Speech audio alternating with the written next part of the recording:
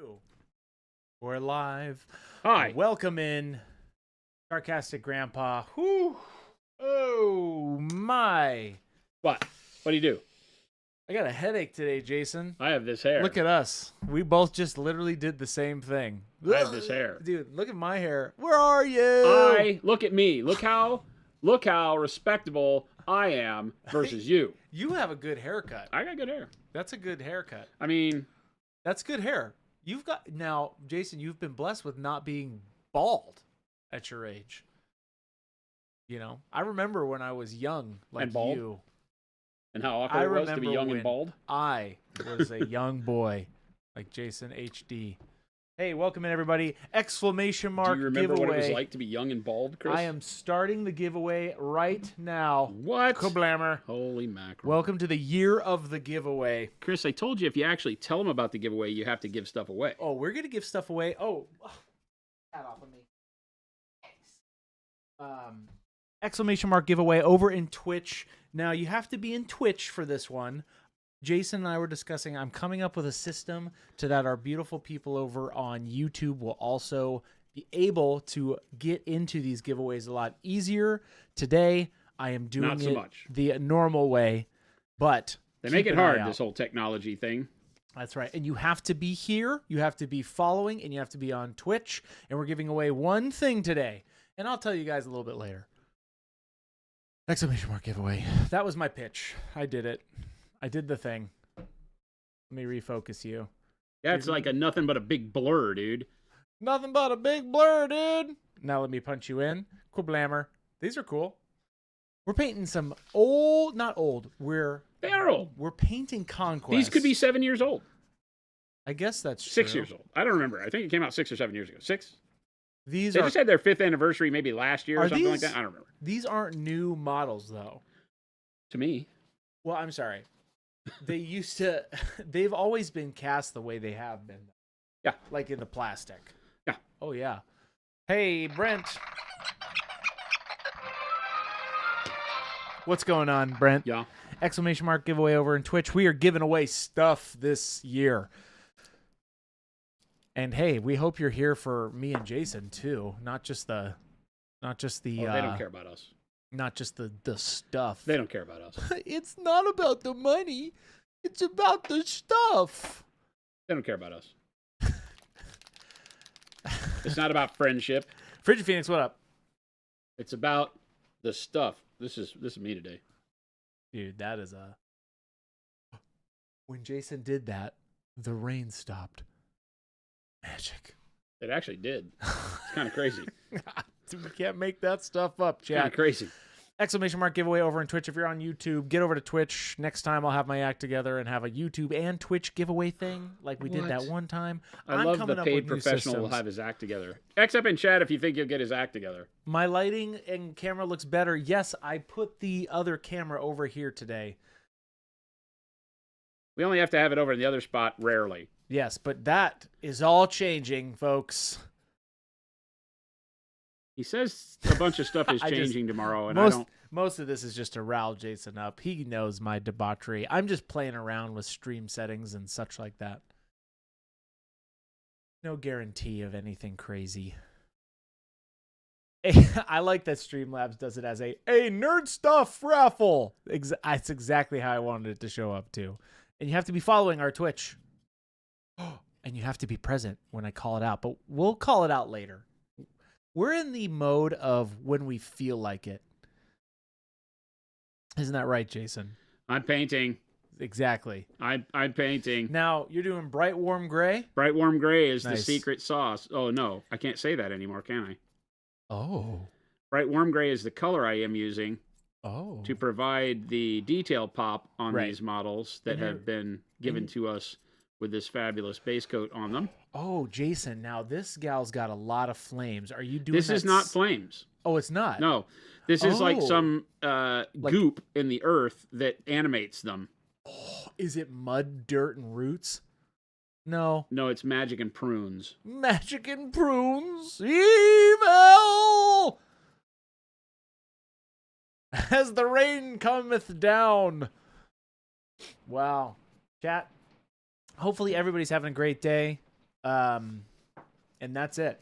And that's all. Hopefully that's all you're having. If that's all you're having today, pretty good day. That's a pretty good day in my book. I unfortunately have a massive pounding headache. Why? Because every time it rains in Arizona, your sniffles. My head becomes like a little balloon. So if I sniffle today, please give me a hard time. It's his tell. Don't let me lose. Big Bobzilla, Spooky Jams, The Grand Deceiver, Red Spartan. A decent day, did a 4-mile run. Nice. In 34 minutes, Red Spartan. That's awesome. Impossible. That one, Bob. I need 3 more paint sets. Then I will have all the Pro Acryl paint sets. Ooh. Nice. Well. Who knows what we'll be giving away over the next, I don't know, 50-something weeks. Get ready. And they'll all be different, and they'll all be on different days, chat. That's what we told you. We'll let you know, though, in Discord. I did that this morning, so if you're not a part of our Discord, please join our Discord. I know a lot of you are probably in here just for the giveaway, but we want you to stay. Rat bastards. We want you to stay and learn There's how to no paint love with us. here. It's like my dogs. They just hang out for the food. It's the year of the... Ooh, is that hail? Better not be. That's hail. Sounds like it. Sounds like it. Valthorn, what's going on? Tech Elf, Omnistar, exclamation mark, giveaway. Little Billy. Hey, shout out to Little Billy. It's his birthday today. If you're into that, pub for Little Billy. If you're into that sort of thing, Little Billy, I will not for rig this. If you happen to win the giveaway,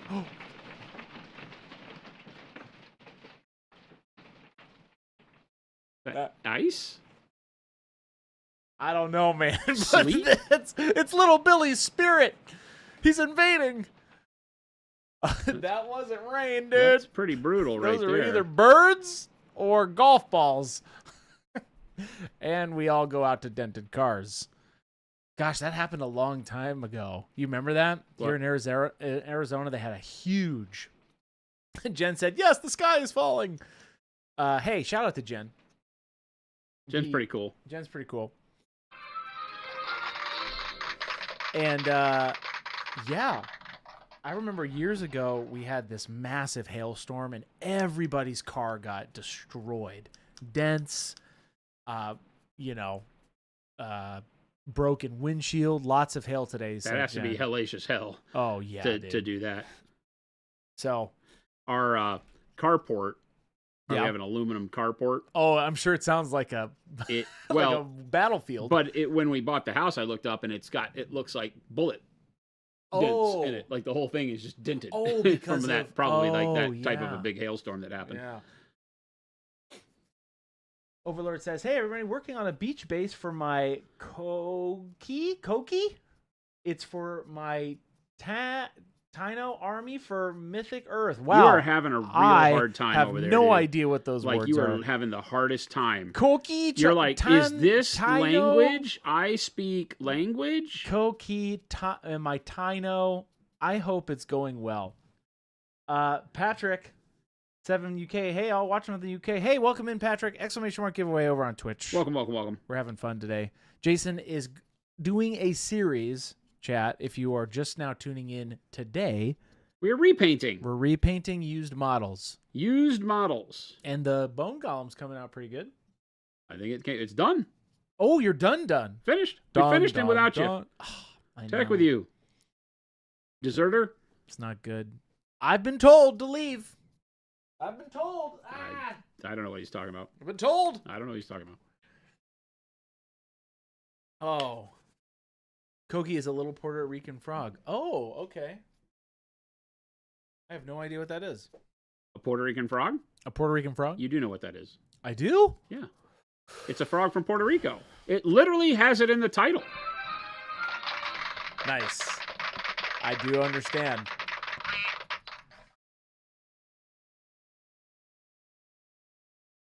I'm using the same bright warm gray. It's bright. Okay, I was just about on to say. the stuff.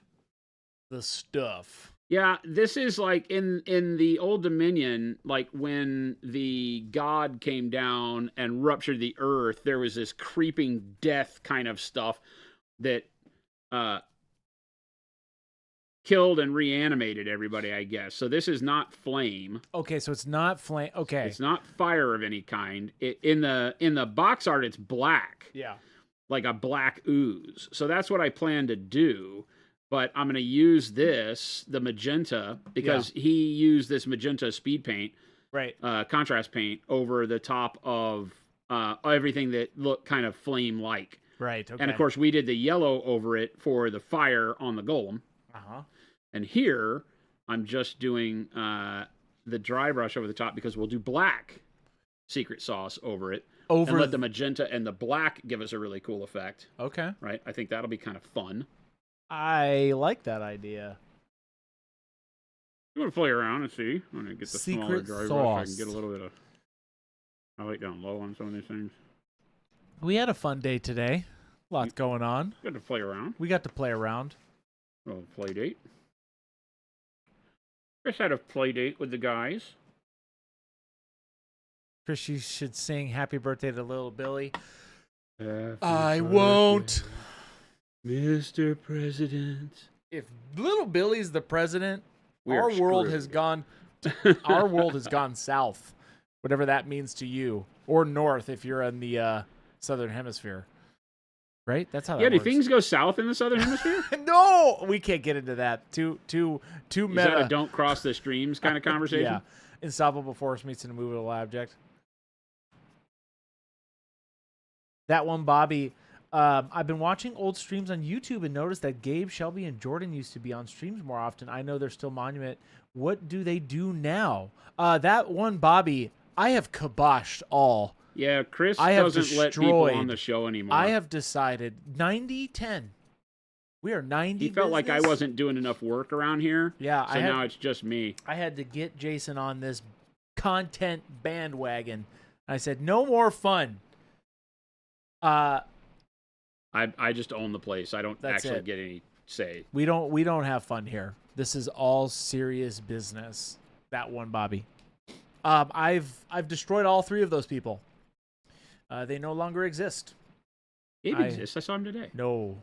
Jordan exists. I saw him today. When was the last time you saw them both? Oh, Gandalf. Well, that is true. Shelby is not here anymore. Shelby no longer works for the company. Shelby has decided to do new things, and we wish her the very best. Seek new horizons. Yes. Oh, my in heavens. What? This is rain, dude. Yeah, I bet the back is flooding. Oh. Not great. That's a good point. They should go check that. Yes, they should. I'm going to message Miss Kyle. Yes. Kyle, make sure the building isn't flooding. A lot of rain. Thought we were done with this. Don't like it. No, you want to know why? It's the universe trying to keep us away from giving things away, and we won't do it. We won't do it. We will give it away anyway. Wait a minute. Are we giving stuff away again? Check. Didn't we just do this? Back. Christmas is already over, right? No. This is the year of the giveaway, 2026. Jason and I and whoever else will be coming on. We just give away everything. We will be Chris giving... will just give away the whole farm. One He's like, winner. here, we're sick of it. Take it. Typically, it's going to be one winner. We will hold the right to change this whenever we want to, but today is a giveaway. If you're over on Twitch, that's great. If you're over on YouTube, get over to Twitch, do ! giveaway. I'm coming up with new systems so that everybody, you over on YouTube and Kick, can also join us in on all of this. But today, man, there's going to be so much. But today, I'll let you guys know I've picked today's giveaway. He did. I'm actually really excited about this one today. I had no say in it. Typically, it's gonna be whatever we want. We can give away whatever we want. If you hate today's giveaway, blame Chris. If you love today's giveaway, it was all my idea. I thought it was cool because I think it's cool. It's the new year, technically, right? I looked down at my watch like this was the first week being back. No, Twitch. No, come over to Twitch. Yes, at some point, like I said, I'll come up with a better system so that everybody can participate. The number one thing we ask you to do, though, you have to be present when I pick the winner. Yeah. I'll give you like 30 seconds typically, but if no poo-poo pee-pee time during that, but I won't tell you when, so you just have to be here. But hey, also, if you have a burning hobby question, please make sure you tag me because a lot of people do ! Giveaway, and I'll miss your question. Panic Bomb says, Jason did a great OSL workup after you left yesterday. Might be good to edit into a video. Oh. You weren't supposed to tell him that. Wow. Panic Bomb. I can take his stuff from YouTube. It's not my raw footage, but I can see if I could do that. No, I actually found a Deidre model. Is that what it's called? Deidre, yeah, but we're not going to do her. We're going to do her. We're not going to do her. I said we're not going to do her. Nobody can buy her, so I don't want to do that. Oh, I guess that's a good point. That's a good point. But she's such a Mr. Don't talk to me before you make decisions. She's such a good She's such a good example of that, though. Yes, she is, and I have one painted right here that we can show people when we need to. Panic Bomb, we'll see. I was very upset with him when he did the OSL without me. Well, when I specifically said, "Hey, Jason, let's do an OSL tutorial." That was exactly how he said. He's it like, too, "I'm gonna go do Chris it by really myself sounds. and spite you, boy." And I'm done. No more OSL. Happened yesterday. You weren't here. we'll do another one. We'll do another one. Oh, right? you'll dance. We'll do another one, Jason. We'll do a bigger one though. How about that? A bigger one? Yeah, we'll What are you talking we'll do a way bigger one. I don't want to do a bigger one. You'll do a bigger one. It'll be good. You'll do a bigger one. Oh, you'll dance. Oh, you'll dance. Oh, he'll dance. I can't believe you cheated on me after I specifically asked you not to. Little Billy, I don't cheat on you. War Titan OSL. Oh, Red Spartan, I could do that. Oh. What kind of Titan? A Warlord Titan. Yeah, you could do it. That's it. We can have you do OSL before you do your non-metallic metal stream. We can just have this be the year of me teaching Chris how to paint. That could be the thing. That's true. Ooh. Jen, sorry I just responded to Jen. Sorry for all the the caps there, Jen.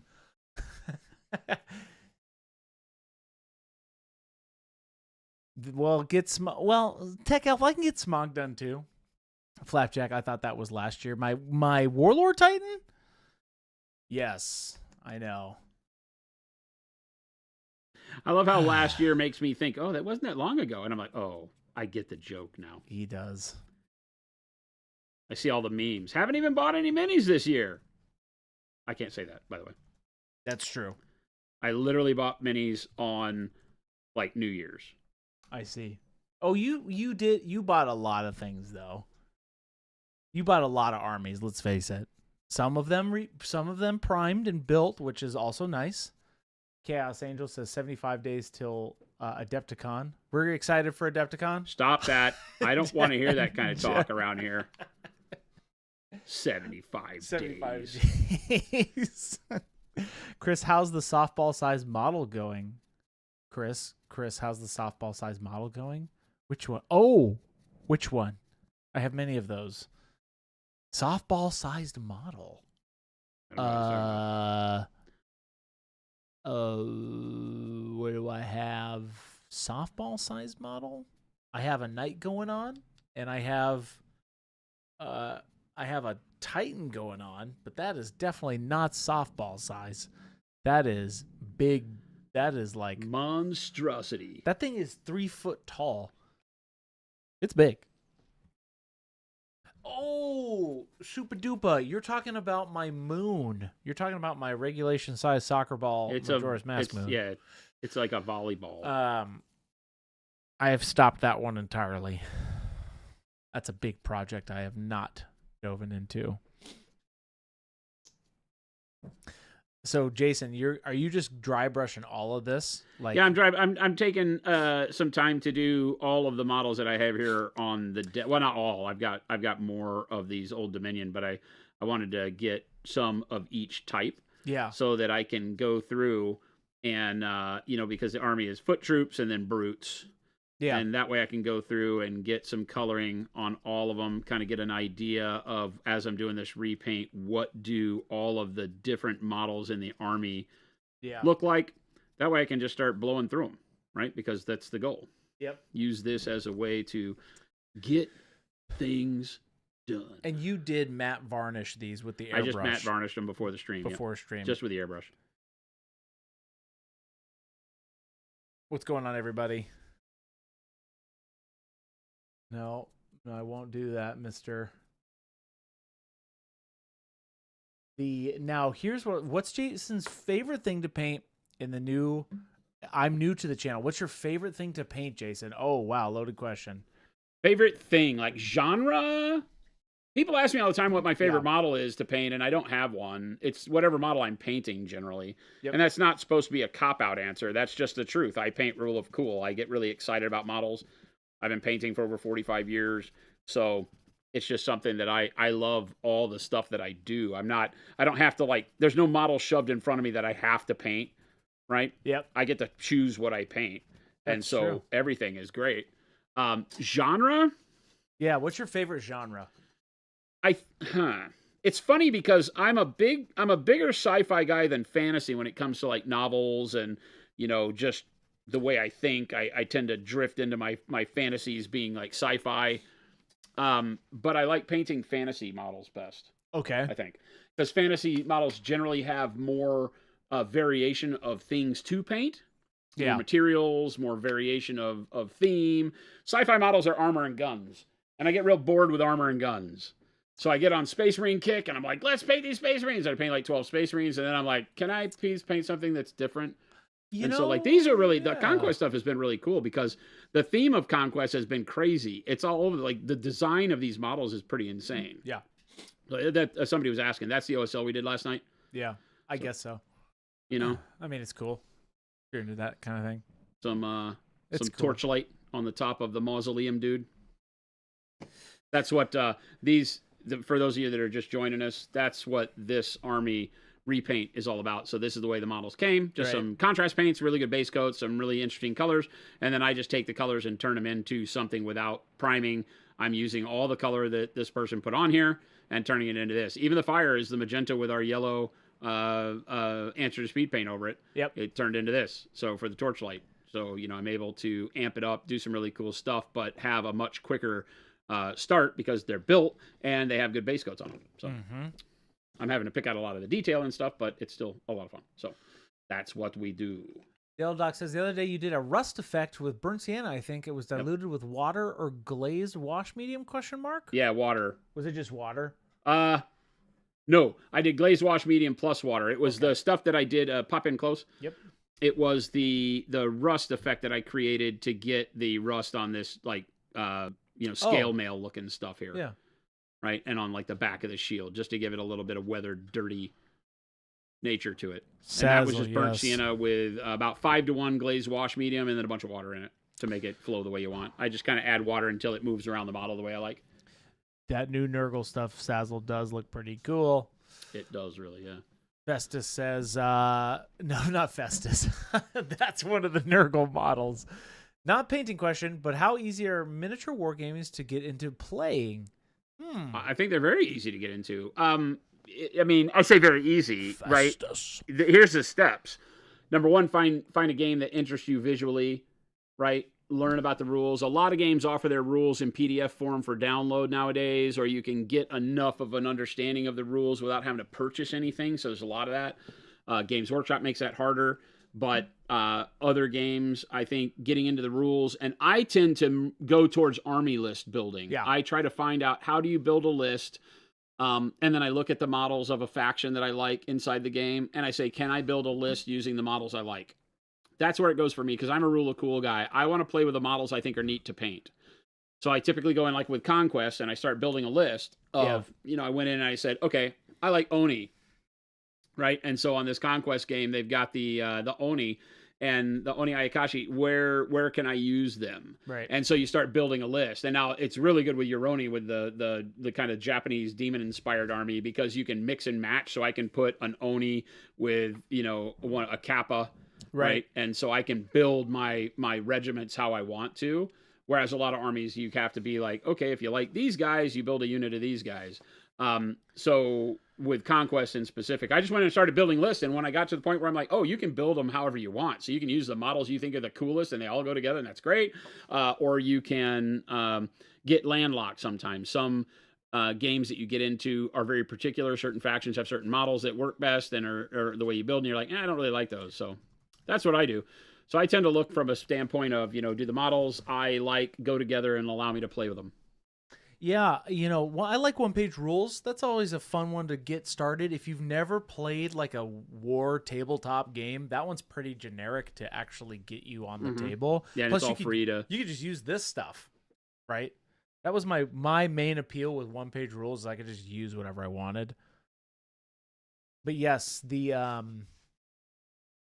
sometimes Esther Locke says, it's very hard to watch the stream and paint. Sometimes I want to interact with you all, but at the same time I can't as I'm painting. Hey, the struggle is real. The struggle is real. That's okay. That's the best way to do it. Then you could set it down. Then you could take a sip of your drink, whatever that drink may be. Then you pick up the phone or AKA your PC of whatever kind you're watching the stream on, and then reply. It's a great time. What? I was building the scene. Waxing poetic over there. I was building nonsense, whatever drink you're drinking. I was building the scene. I was setting the stage. Setting the stage. Welcome in, everybody. Hey, we're doing a giveaway today. This is the year of the giveaway. So this year, Jason and myself and whoever else is on stream, once a week, we're doing a giveaway. So be sure to hop over to Twitch and do ! giveaway if you're over on YouTube. At some point, I'll be doing a combined giveaway system, but today is going to be on Twitch. And we'll let you know when we're going to do it. It'll probably be towards the end of towards 4 o'clock is when we do the giveaway. But you have to be here. Got to be able to acknowledge in chat that you have won. Hey, this is me. You're not here to own up to it. Ooh. We scoot right along. Now, what is this, Jason? This is the blackish special sauce over the magenta, so it's going to give us, a different color. It won't be as black this go around as it has been on all the Oni and demons. It'll be more warm.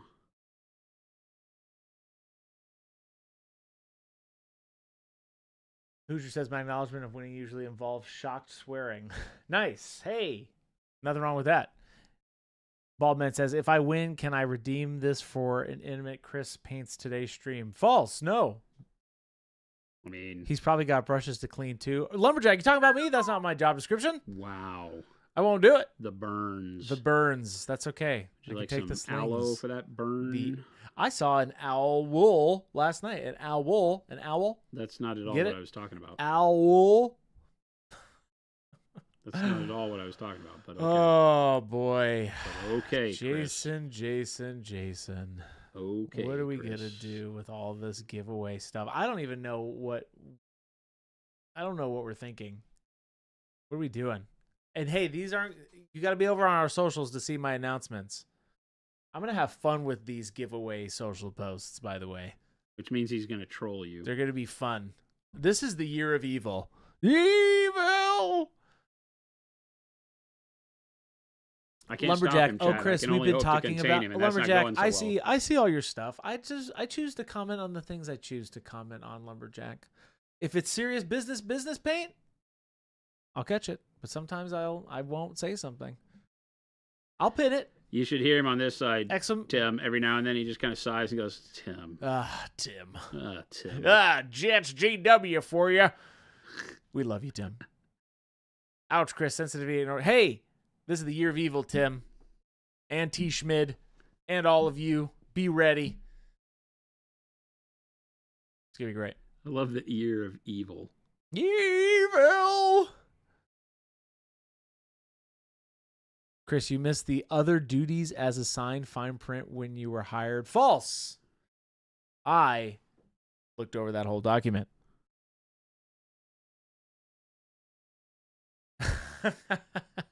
Wait, what are we giving away? Great question and segue, K Shorties. We'll tell you a little bit later, but exclamation mark giveaway. We haven't said yet. We haven't said yet. When do we want to say these things? Do we want to say it right before we give it away? I don't know. Or do we want to say them right after? Who knows? I don't know. Up to you, Chris. This might be a... It depends on how nice they are. That's true. I don't know. I do have the power.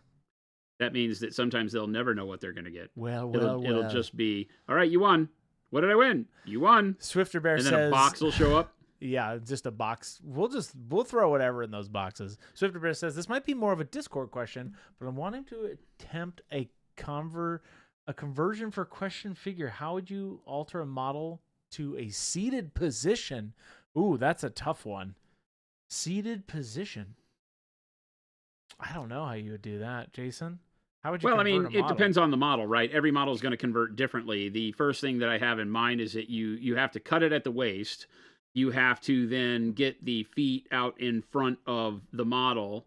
If you also have to cut it at the knees in order to get the position correctly, you're going to have to figure out where are the joint lines that you're going to cut the model at. And then you have to shape the model, right? Yeah. To open up gaps to be able to bend, the knees at 90 degrees or whatever you're trying to do to get it to be in a sitting position, the waist at 90 degrees, and you're going to have to fill in the area that's left, right? Because you're going to create an area where typically skin and muscle stretch, but you don't have that ability here. If you heat up a model and bend it, it's going to stretch all the details and look like garbage. So typically you're cutting, removing plastic, putting it back together to where you have the right anatomy and shape and angle, and then going back and sculpting and filling in the bits that you have to make it look like it's correct. It's a lot of work, but definitely doable. I've got a model over here, I think. Is my Jumping Scout model over here anywhere? Jumping Scout model? I have no idea. My Space Marine Scout leaping over the wall, or is that in the room? Probably in the room. Okay. I would have known. It used to be over here as a demo, but I don't remember seeing it in a while.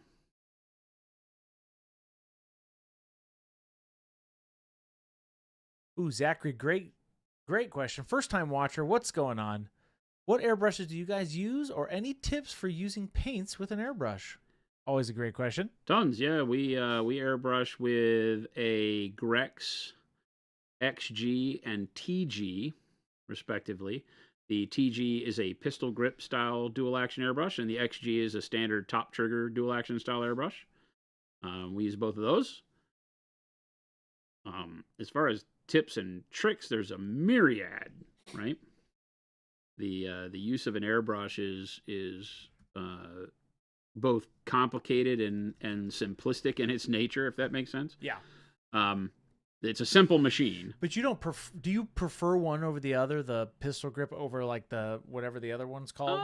Do you have a preference? I think I would have to say I prefer the pistol grip for ergonomics and the fact that I can spray with it over a very long period of time without hand fatigue. Yeah. The top trigger airbrushes, your hand doesn't make that motion ever. So the airbrush is the only time you're using your muscles really that way. And so you'll find that your hand will get fatigued and start to hurt a little bit quicker. Right. Okay. Ruckett says, serious business model question. Love that pitch. I finished all the models I had. Can Jason put me in touch with the parking lot guy who dumps Conquest models into your trunk? Thank you. That's hilarious. Oh, that was a hell of a deal. I've run into some hell of a deals, but I think I should have kept my mouth closed until I found all the models I wanted, because lately the trade has picked up.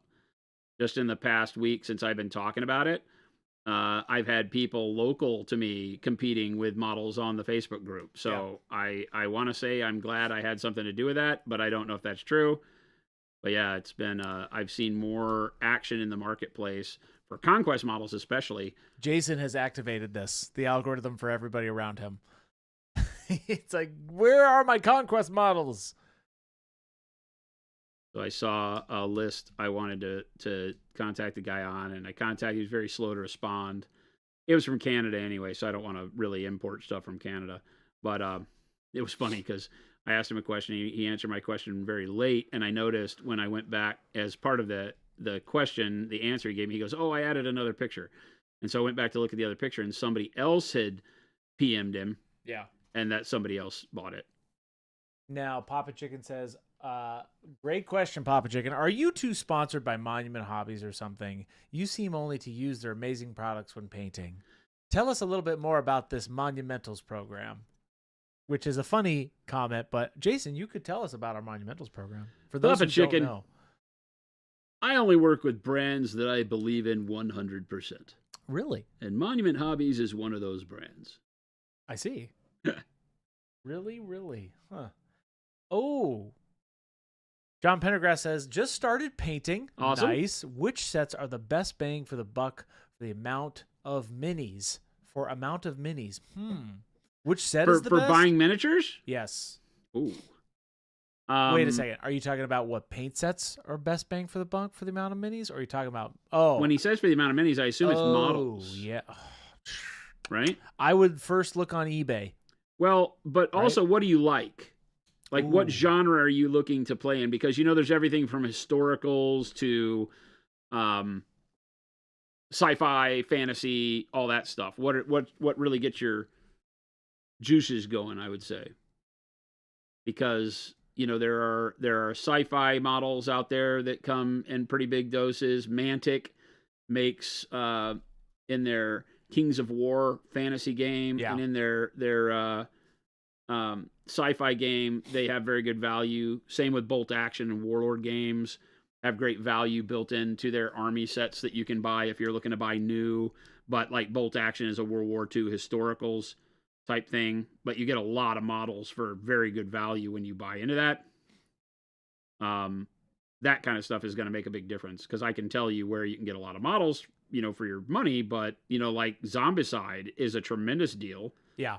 If you buy the Zombicide or the Dungeon Crawler game. What's it called? We have it here. Zombicide. Gabe was really... Massive Darkness. Massive Darkness. Very Another fun. one that has a tremendous value of miniatures to price. These are board games, so the quality of the miniatures are not as good. Yeah. But there's a ton of them, and they're actually fun to paint. Oh, yeah, and they're cool models, too, and you could do a bunch. We've actually been using a lot of those for testing and showing off primers and such. Yeah. Mr. Blue says, do you have any tips on painting volumes on very smooth geometric parts? They kind of scare me because it feels harder to hide screw-ups, pass off non-perfect volumes as passable. Okay. I guess I have to understand what you're talking about. Like, are we talking about like a plastic sphere that's just no detail on it? Yeah, like painting a ball. That's kind of what I'm imagining this is. It all comes down to your blending, right? Yeah. Like your ability to blend color is what's going to sell it. Because otherwise you get like that striping of color, big stark transitions between colors. So it is 100% your blending. When painting smooth surfaces, they're moving from color to color. You're going to need to make sure that you don't necessarily want to see where one color stops and another one starts. Mr. Blue saying like Space Marines or Gundams. Like Space Marine shoulder pads and stuff. Uh-huh. So I paint in a style that goes from dark to light. And in doing so, your shadow is already baked onto the model. So for like Space Marine shoulder pads, it's a really big win because you start with the shadow on there, and then you just start moving your mid-tone color and your highlight color up towards the peak. It's still, like I said, it comes all down to your blending capability as to how smooth that is. Give me just a second to finish this, and I'll grab some models and show you what I'm talking about. This is getting a little crazy here, because these tendrils of whatever this is. Brent, you still have to paint the Slay the Spire models. Like I said to you, I freaking love that video game. I want to buy that game at some point. Slay the Spire? Slay the Spire is like one of my... I have it and I've never played it. One of my all-time favorite video games. Hands down. How do you not own it then? I do. I don't own the board game. Oh, the board game. I'm gonna Gotcha, get it though. Gotcha. The models are super cool, and I've just played, like I said. I I've really played a lot. liked, and I heard that the Kickstarter went afoul, so it sucks. But the Darkest Dungeon Someone just mentioned that. models are ridiculously cool. Darkest Dungeon. The Darkest Dungeon models that I saw from the Kickstarter were really cool, but I heard the Kickstarter ran afoul and that it wound up mistreating their customers really bad, and so a lot of people had bad taste in their mouth about it. But I mean, I still think the models that were done were really, really like just like the game, and there's really cool art style. I love Slay the Spire. It's one of my favorite games. It's so fun. It's one of those that came downhill of Darkest Dungeon. Yeah. When Darkest Dungeon did like the kind of card. Yeah, Well, I guess tactical based combat, that turn based, here's your party versus another party. Right. And Slay the Spire added the the deck building. Yeah, I loved the little deck building aspect in the video game. So anyway, those models are cool though, because I've just seen them so many times in the game. I'm like, oh, I should pick that game up and just paint those models for fun. Lumberjack, you didn't win. Not yet. We haven't announced the winner. And hey, speaking of giveaways. Welcome, everybody. There it is. We got there. We landed that plane. Exclamation mark giveaway over in Twitch. If you are over on YouTube, hop over to Twitch and make sure you do exclamation mark giveaway. This year is the year of the giveaway.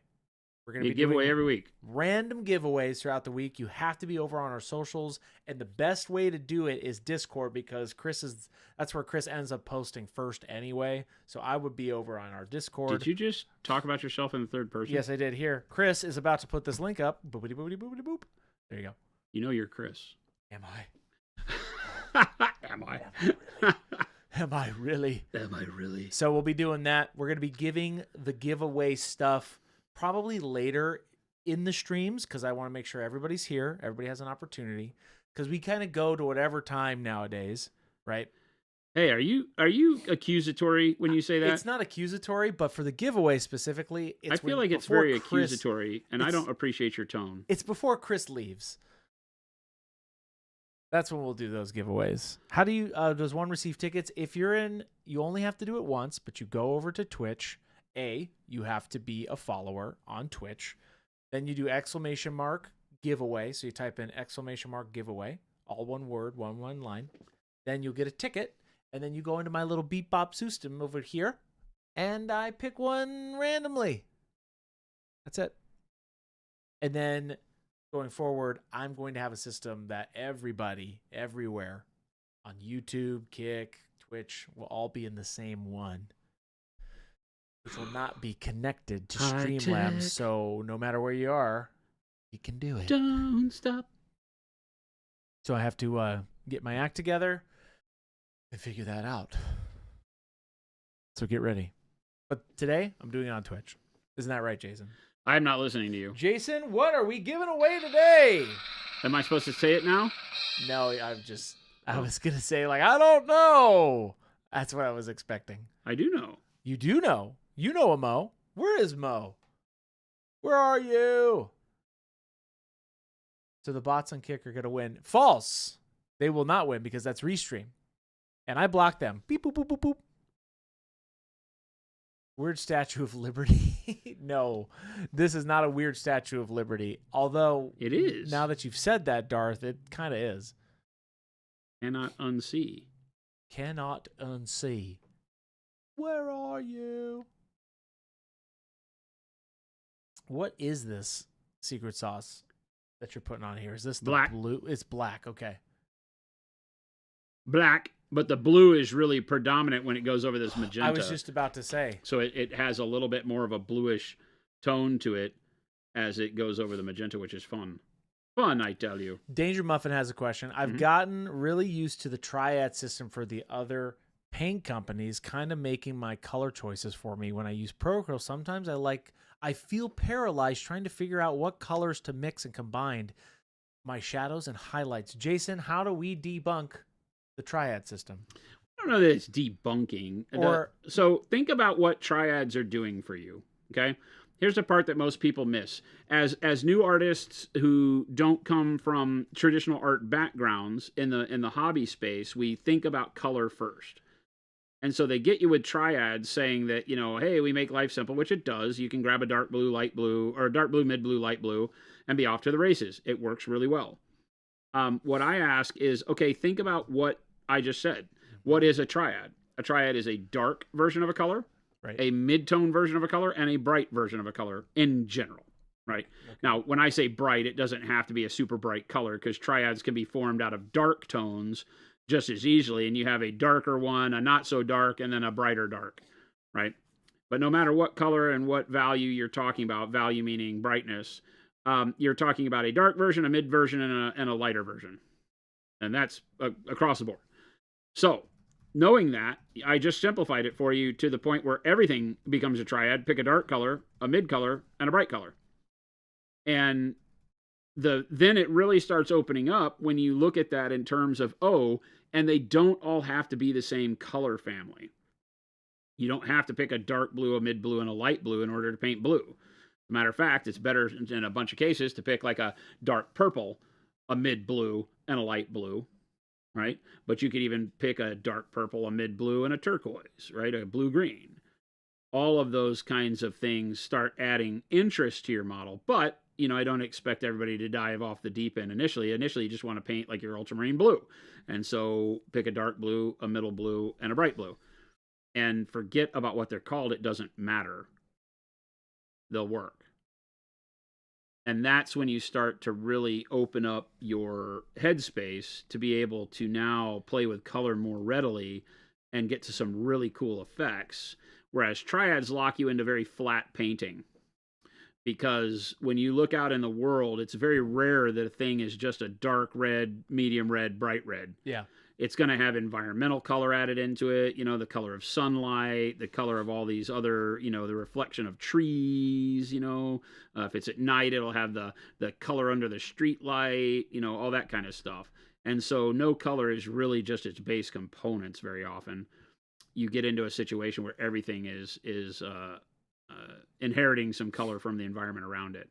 And so in order to do that, that's where we start saying, okay, well, stop just using that one color family for doing it. But it also does work. People ask me all the time, what makes a good red? And I'm like, mahogany, burnt red, pyro red. Well, that's 3 reds. Right. So, and it works great. So don't be afraid to do your combos that way. Just realize that there can be more for you to play with. Mr. says, for Jason, which paints would you recommend if I wanted to achieve a nice orange-yellow cloak? Orange-yellow cloak. Yeah. Probably, like how dirty and dark do you want it? Right? Part of my decision-making process for colors is always, is it clean or is it dirty?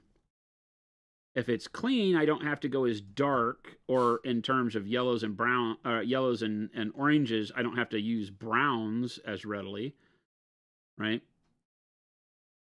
Okay. So help me out there, because I would initially move towards something in the realm of like. Mr. Duck Prayer says, I generally do a clean paint job to go off of what Jason said. Okay, yeah, so it's not like super weathered and beat up. Hey, that's our challenge. Then I like the idea there of, something like you could do like warm brown to start with. That would give you some neat coloring, or burnt orange, and then work up to orange yellow. So you could go burnt orange, mix orange yellow in with burnt orange, and then orange yellow after it. Would be really cool. So this is a thing too. I can't really tell what's going on here.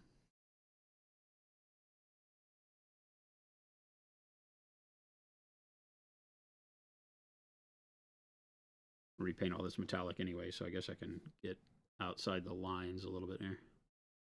Mr. Dr. Predator says, cheers for the idea. Nice. I'm glad that helped you. Off topic. But is there a specific model to paint for January challenge, and when is it due? No, there's no specific models. We try to not do specific models so that you don't have to buy something you don't own. Right, but I think Jason wants to do that Green Army painter. We are going to do we already know what Man. the March one is, or I guess we'll do it in March, or February. Yeah. But I want to do the Green Army Man challenge. I don't have a problem with because those are so cheap that'll be fun. Get them anywhere. Off topic, yep. And when is it due? It's going to be due literally, I think there's 30 days in January. I think that looks a lot better than the magenta. Oh yeah. It's more ethereal looking. Is that the right word? Yes, it's going to be a Green Army Men challenge. But you can't start it yet. 31. Okay, yes. It's going to be 31 days in January, and that's going to be due literally at 11:59 p.m. MST on that day. So that is when it's going to be due. It's due then because that's when it's due? That's when it's due. Just checking. Visual Artist says, one of the major hurdles I learned to get over with choosing colors for shades and stuff is mixing colors, i.e. pale yellow and pyro red for red highlights. Nice. Yep. It's tough for everybody that gets into the hobby. And again, like I said, so many hobbyists don't come from a background of art and painting.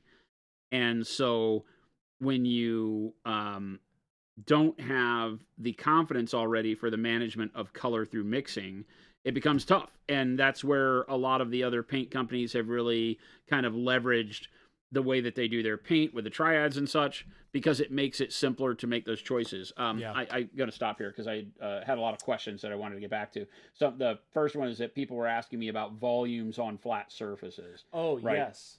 And so painting volumes on flat surfaces. So, the thing you're trying to do with all miniatures is to create a situation where at 3 foot, right, the 3 foot check, we have good contrast, right? So bust out to the full zoom, right?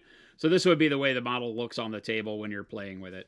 And that's where you want to make sure you have good contrast to be able to pick up volumes as you move around the model there. So we can see the cylinder of the backpack, the cylinder on the shoulder, and the cylinder of the little tubes to the side.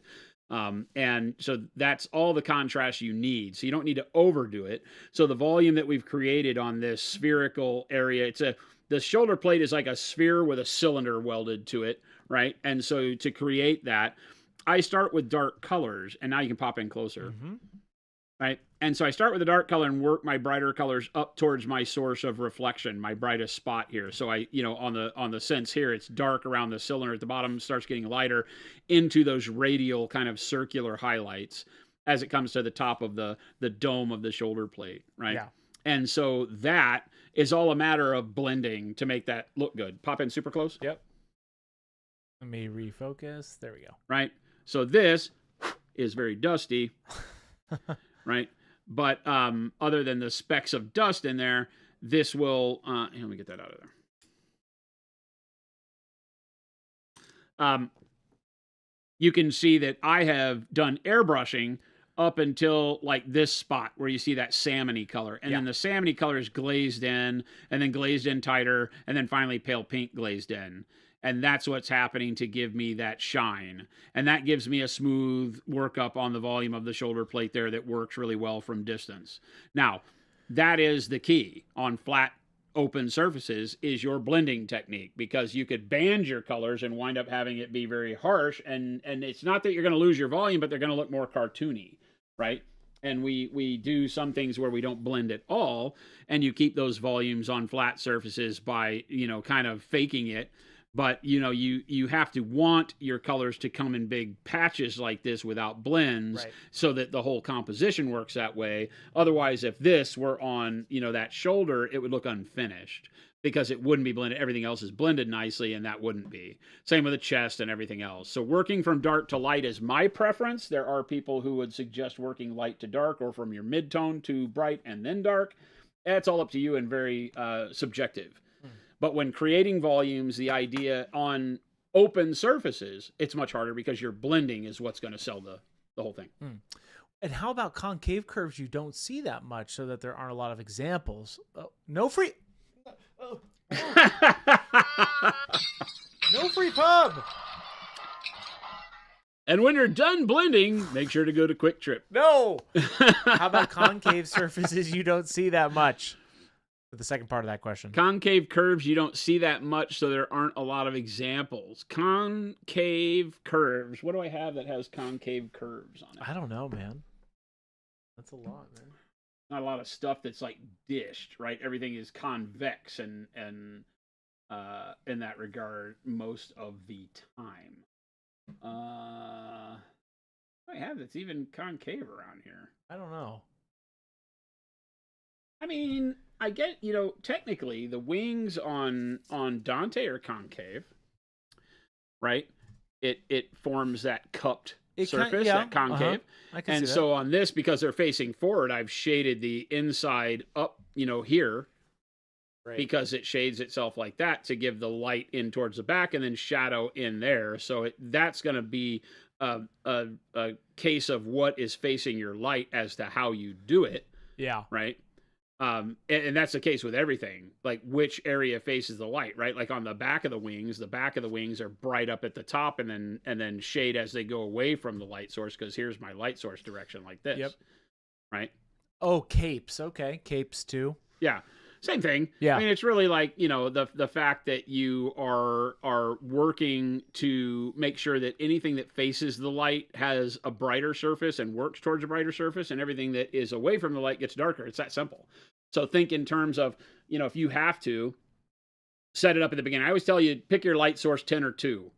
10 o'clock off the right shoulder or 2 o'clock off the left shoulder, and paint your model that way, right? And then when you choose that, now as you're painting, does the surface you're painting face 10 or does it face 2, right? Or does it face opposite of 2? Because if it's opposite of 2, it should be dark. So everything that faces opposite of 2 o'clock on this model is dark, other than a little bit of incidental shine on the non-metallic gold armor, right? But everything else is dark from this direction, whereas everything from this direction is bright.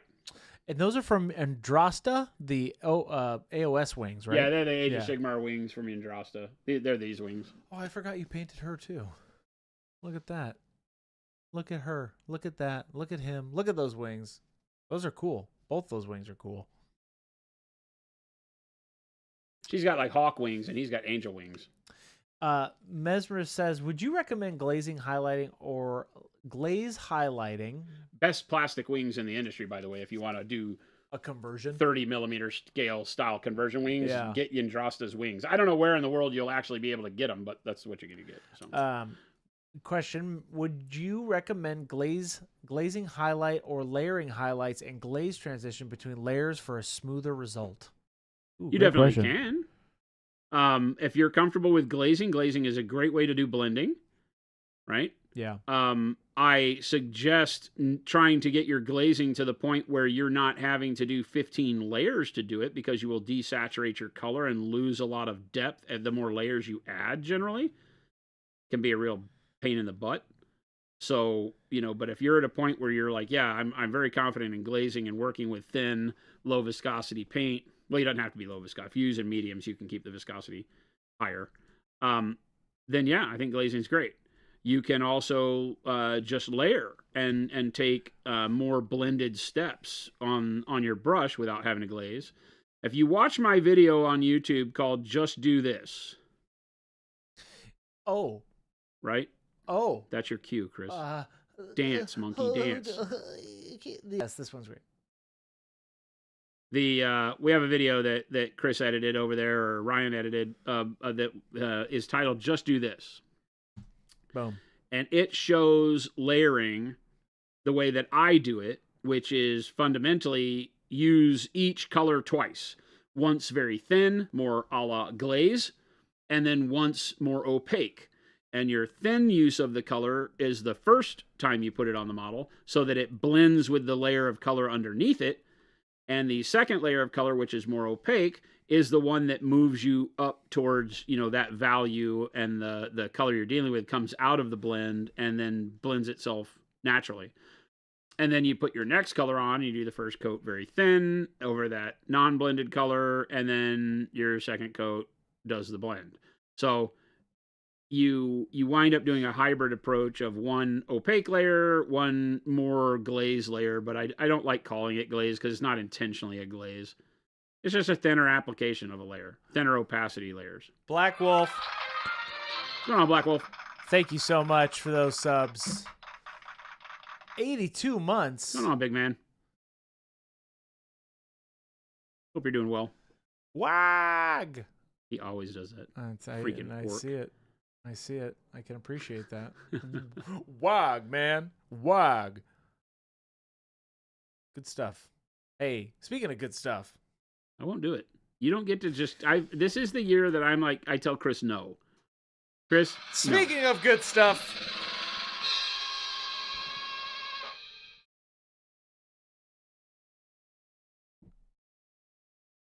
I tried. Don't act like you tried. You just did it like 5 minutes ago. Speaking of good stuff.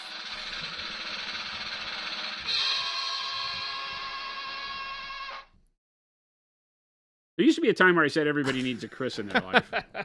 I regret that. I regret that time. Welcome in, everybody. Hey, we are in 2026. This is the year of the giveaway. Each week we're going to be doing a giveaway. And that's all. That's pretty much it. We won't tell you which days. Until the day comes. Until the day comes. We'll announce it on our socials and in our Discord. ! Giveaway over in Twitch. I'm going to be making a better system. This is my beautiful segue compliment to the system that I'm about to come up with that doesn't exist yet. So that you can all... It does exist. He just doesn't know how to use it. That's exactly correct. That is exactly correct. I don't know how to use it in a pretty way. Once it does look pretty, though, everybody... They definitely don't do you any favors with making it easy. They make it easy, but not when you're serious about it. As serious as I got into it, we will have it ready for you over on Kick and YouTube. You'll be able to do it. It'll just be a link you do. We've tested it once before, but the problem was the naming thing, so I have to figure the people just have out. to be smart. That's right. We cannot build a system that will cure stupidity. Help, help, I'm being oppressed. There's violence inherited in the system. Oh, shush. Yes, but you know what you correct. need is wave players on your knights. Oh, I thought you meant a soundboard for stream, and I'm like, that's too much power. No, you need wave players. Those little that's hilarious. Those little MP3 deals, so that you can have, or just Bluetooth speakers in your knights. Yes, you on your phone could play quotes from Monty Python throughout the game that come out of each individual knight. There's awesome. Violence inherent in the system, because that just made me giggle inside, thinking that I'm playing a game with you with your knights, and that just pops up on the table. That's hilarious. I'm being repressed. As soon as you get charged. That's awesome. I'm being repressed. There's violence inherent in the system. I love that idea. That is what, what's his nuts on our Discord, who yes. always makes the bacon and bad pun jokes. He has an army of Ultramarines that he did that with. Okay. He's got awesome. A Bluetooth speaker in his Land Raider that plays all sorts of crazy like anime and music and quotes from movies. It's pretty crazy. He just really goes through his phone as he's playing the game and responds to whatever his opponent is doing by playing these crazy things in his Land Raider speakers. Man, I would love to do this. You've totally derailed. Knights are big enough in the area where you would put the cockpit stuff to just put a Bluetooth speaker in there. Putting something small in there. Yep. Little Bluetooth speaker. What a great idea! Wow. They could just go across the field.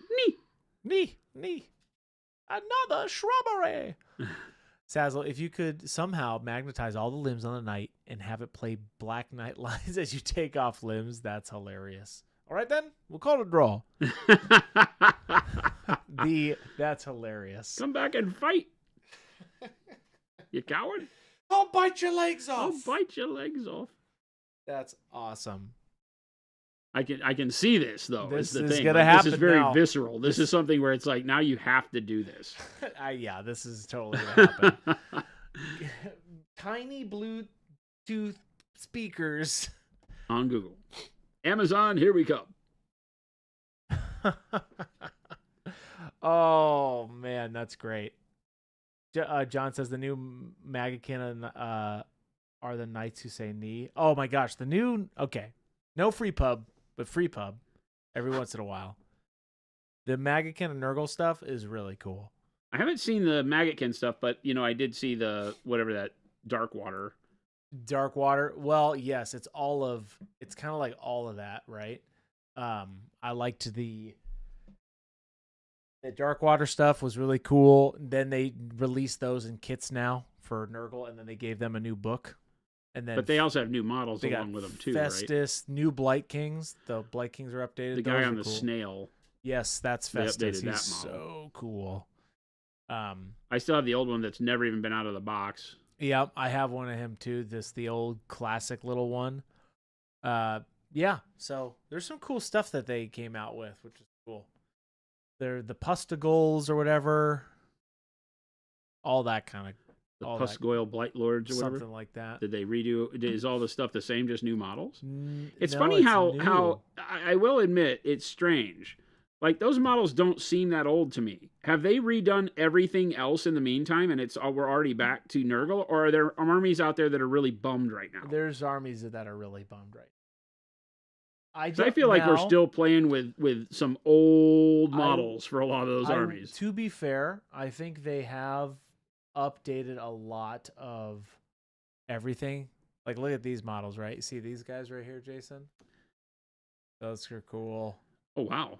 Yeah, all of this is new, right? These are new. All of Oh, this wow, stuff. those knights are cool. These Slaven knights. No, the ones on the horseback. Oh. Oh, those are really cool too, though. Holy cow. Yeah, look at these. Oh, those are so good on the horses. They never had those before. No, these are brand new. They only had the one guy on a horse. And then they have these guys now. Pestigors. Oh, Yep. Beastmen. Beastmen Oh. with Nurgle. Except they moved Beastmen to They freaking did. And then that's the Old World. Festus. He's so cool. That one's pretty dope. Yeah, it's great. Anyway. No free pub.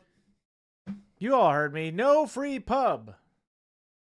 Ronan says, will the Go Bag Evos be back anytime soon? They will be back. It will be a while.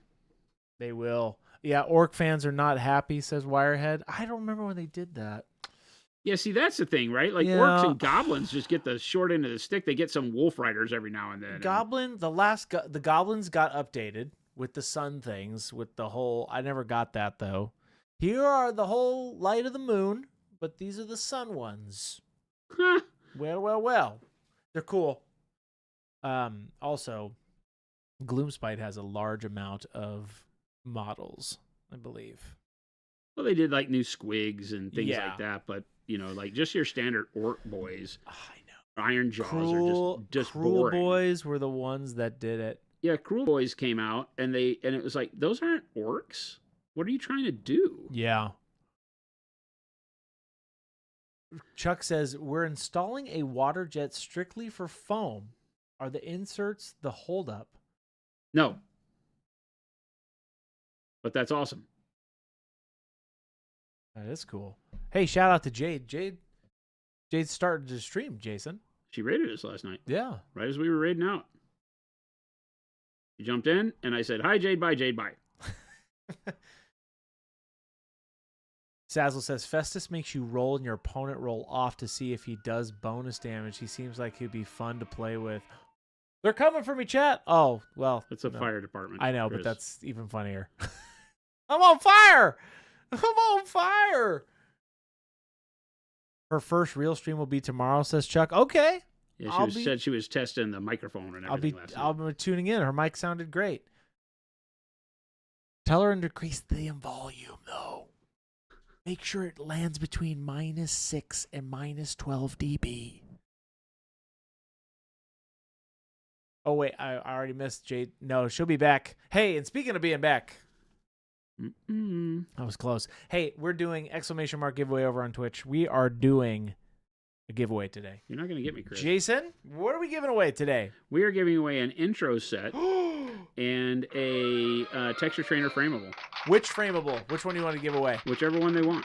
It's winner's choice. I'm going to say this. I'm going to do Surviathan. No, it's winner's choice. Oh, it's winner's choice? Do not force things like that on people. It's a very subjective thing. They may want one like they may want the Duchess. That's true. Okay. Why would I force somebody to paint something? I always say it's rule of cool. You have to force them. I was going to say, because this is the one I was going to paint on stream. So you're trying to force what you like on somebody else. That's you see right. how horrible that is? No, they wanted to paint along. That's the idea. See how horrible that is? Anyway, we're giving away a whatever frameable you want and an intro set. Our intro set is dope. The theme behind this was it comes with 3 Dauntless brushes. Start painting. 12 bundle. colors, 3 brushes, and a texture trainer frameable. It's the Start Painting bundle, Jason. Even if you already have all of our colors, you have now an intro set that you can give to a friend. Yep. Or somebody else to get them involved in the hobby if you've been trying to get people, family members. Start painting. It's awesome. So anyway, that's what we're going to be doing. Exclamation mark giveaway. You do not have to be... Yeah, they do. No, what was I about to say? They have to be here. No. I was trying to say something else. You have to be a follower. You have to be a follower. There was something else I was saying. There is no you don't have to be involved in our giveaways. No. I was going to say something else. I forget. That's what we're giving away.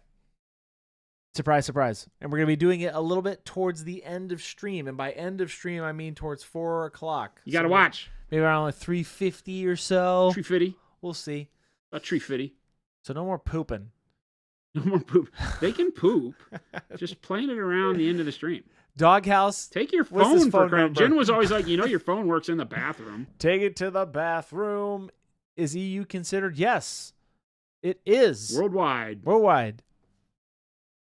You have to be on Twitch for this one. I'm figuring out the other system later.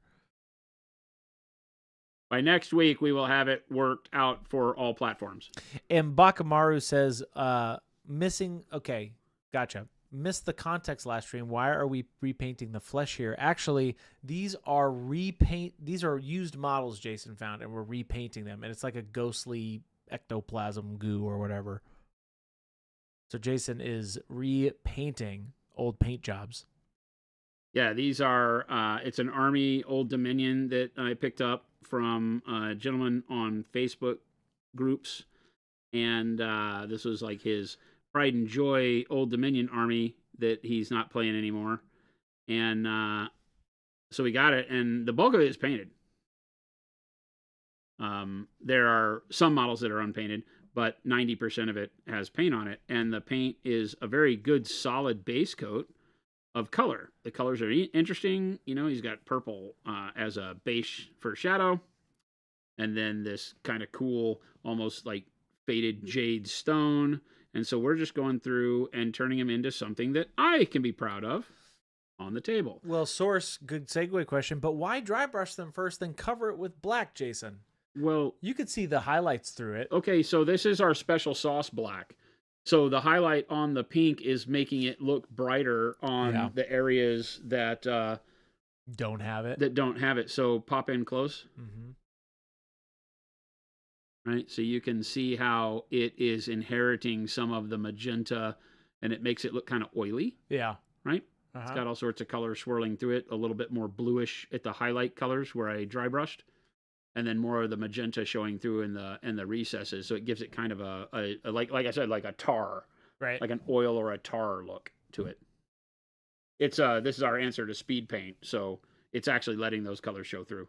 Yeah, which is why I deliberately dry brushed first. The Mo, you know.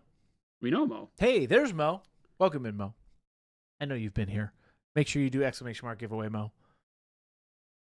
Also, in the past, you've mentioned that you will create speed paints only if they'll bring something different that the others don't. So what do the special sauce bring? Great question and great segue question. You are correct. This is the first time I have enjoyed painting with any kind of paint like this. Reason being, it works anywhere in your workflow that you want. It is super simple to apply. This is a little bit more difficult because I'm trying not to get it all over the color next to it. So I'm having to be a little bit more specific here. But look at how easy it is for me to just paint where I want it to go. It doesn't, ours doesn't bunch up and leave a whole big deposit of color where you don't want it. It flows better than the competitors, so it feels more like a real paint. They're low viscosity, so the only thing in our line that is lower viscosity than these are probably the washes and the transparents. Yeah.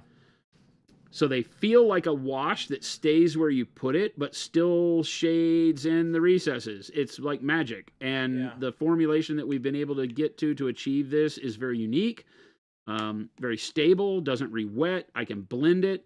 I can mix it with other colors in both its line and in the normal Pro Acryl line. So the only thing you can't mix it with is washes. They have an adverse kind of reaction. So you don't want to mix it with washes, but you're not trying to do the same thing a wash does. So, but you can mix it with standard Pro Acryl paints to get colors that you want. You can mix each of these with themselves. You can wet blend them. So if you want to wet blend the speed paints, as you're going, you can do that. It opens up a whole world where they act a lot more like you're used to paints acting. So you can continue to use them, even if you don't want to use them just as a speed paint base coat. Yeah. When you get done wanting to use speed paint base coats and you want to learn to glaze, these are fantastic for glazing, right? Yep. With just a little bit of water on your brush, you can do just about anything with them. They airbrush great, so you can use them through the airbrush. They are just super, super flexible. Yep. And allow you so many opportunities to get good outcomes as a new painter, a medium painter and an advanced painter. It doesn't matter. I don't care who you are, you're going to be able to use these paints on projects all the time. I've been using them to paint, what would you call it? Probably about 80% of all of my Euroni for my Conquest faction. I'm doing pretty much exclusively this paint for all of the main color bodies on those models and loving every minute of it. They are just a dream to use.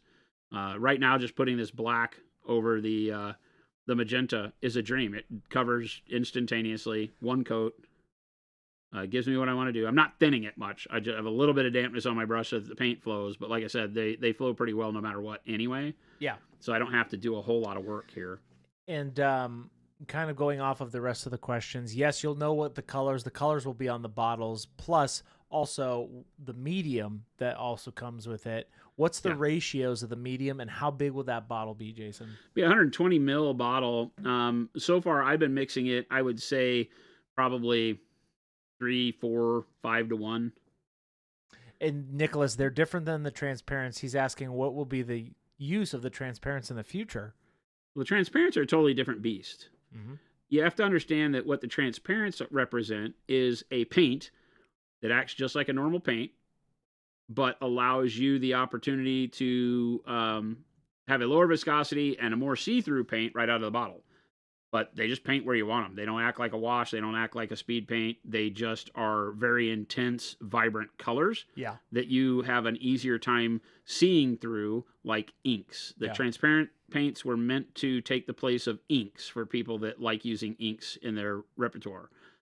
They're very, very flexible. They mix well with all the other colors too. That's just a standard across our line. We want every paint to mix with every other paint where possible so that you have lots of options when painting. And so the transparents will mix well with these, right? The transparents and the medium will make great special sauce colors. And Bilal is saying, are these new paints, or is it a medium, or yes to both? Yes. It's good. It's a whole new paint, and it's a whole new medium. Yep. Just another tool in your box, essentially. That's the whole thing. And with these, Jason was talking about earlier today, this is something that's not... You can use this tool at a bunch of different stages of your projects. They're just another tool, not another paint to just go and be wasted, right? It's like, oh, well, I don't need to paint fast with these, so I'm not going to use these. No, this is just another tool, right? 100%. Which I'm very excited for. We had some people doing some testing here today, Jason. Yep. Some people from the office, and we had a good time. It was fun.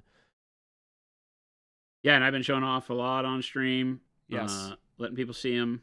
And we'll be essentially releasing how many of these at Adepticon, Jason? 12 colors is the plan at Adepticon. There may be a 13th special color in the VIP bags for Adepticon. Oh. Just a little hint or tease for our group here if you've been thinking about picking up one of those. Right. There may be a limited color for the Adepticon bag for their VIPs or their goodie bag. And then 12 colors that we will be selling at the show, and then 12 colors that you'll be able to get your hands on that will be the preview of set 2. Yeah. right? So you'll Cool. be able to buy 12 and play with an additional 12 colors at the show. We'll have a painting station at the booth, multiple stand-up painting stations where you can hang out, have fun. We're going to be doing some stand-up classes in the booth. You'll be able to come by and have fun and check them out there too. It'll be a great time. Chris will be there. You can come by and hassle him. Please come and give me a hard time. I think Jason and I will also be doing a live show at Adepticon. That is the plan. We're going to be doing the world tour. Well, maybe not world tour, but... No, we're going all over the world. I'm coming with you, Jason. Surprise. I hope so. I'm not doing it on my own.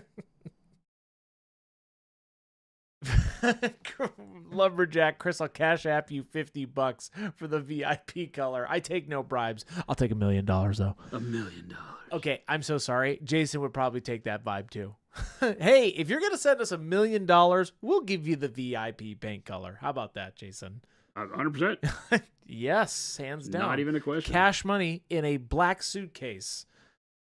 Dump it in the trash can at the corner of 27th and Thomas. Brutal Burrito, I will not be baited into answering live Lord of the Rings questions at this live session. You will be removed by our bouncer. We got to find a bouncer, Jason. Can we find a bouncer? That's part of your job description. Me? Yeah. To bounce him? Oh, yeah. I can't bounce if I'm doing the show with you. I don't understand. No. Burrito, there will be no Lord of the Rings questions. It'll be all serious business, fun time. Jade, you can be our bouncer. You got to bulk up. Jade Cass Hex. Mess him up. Lord of the Rings question. Puchka.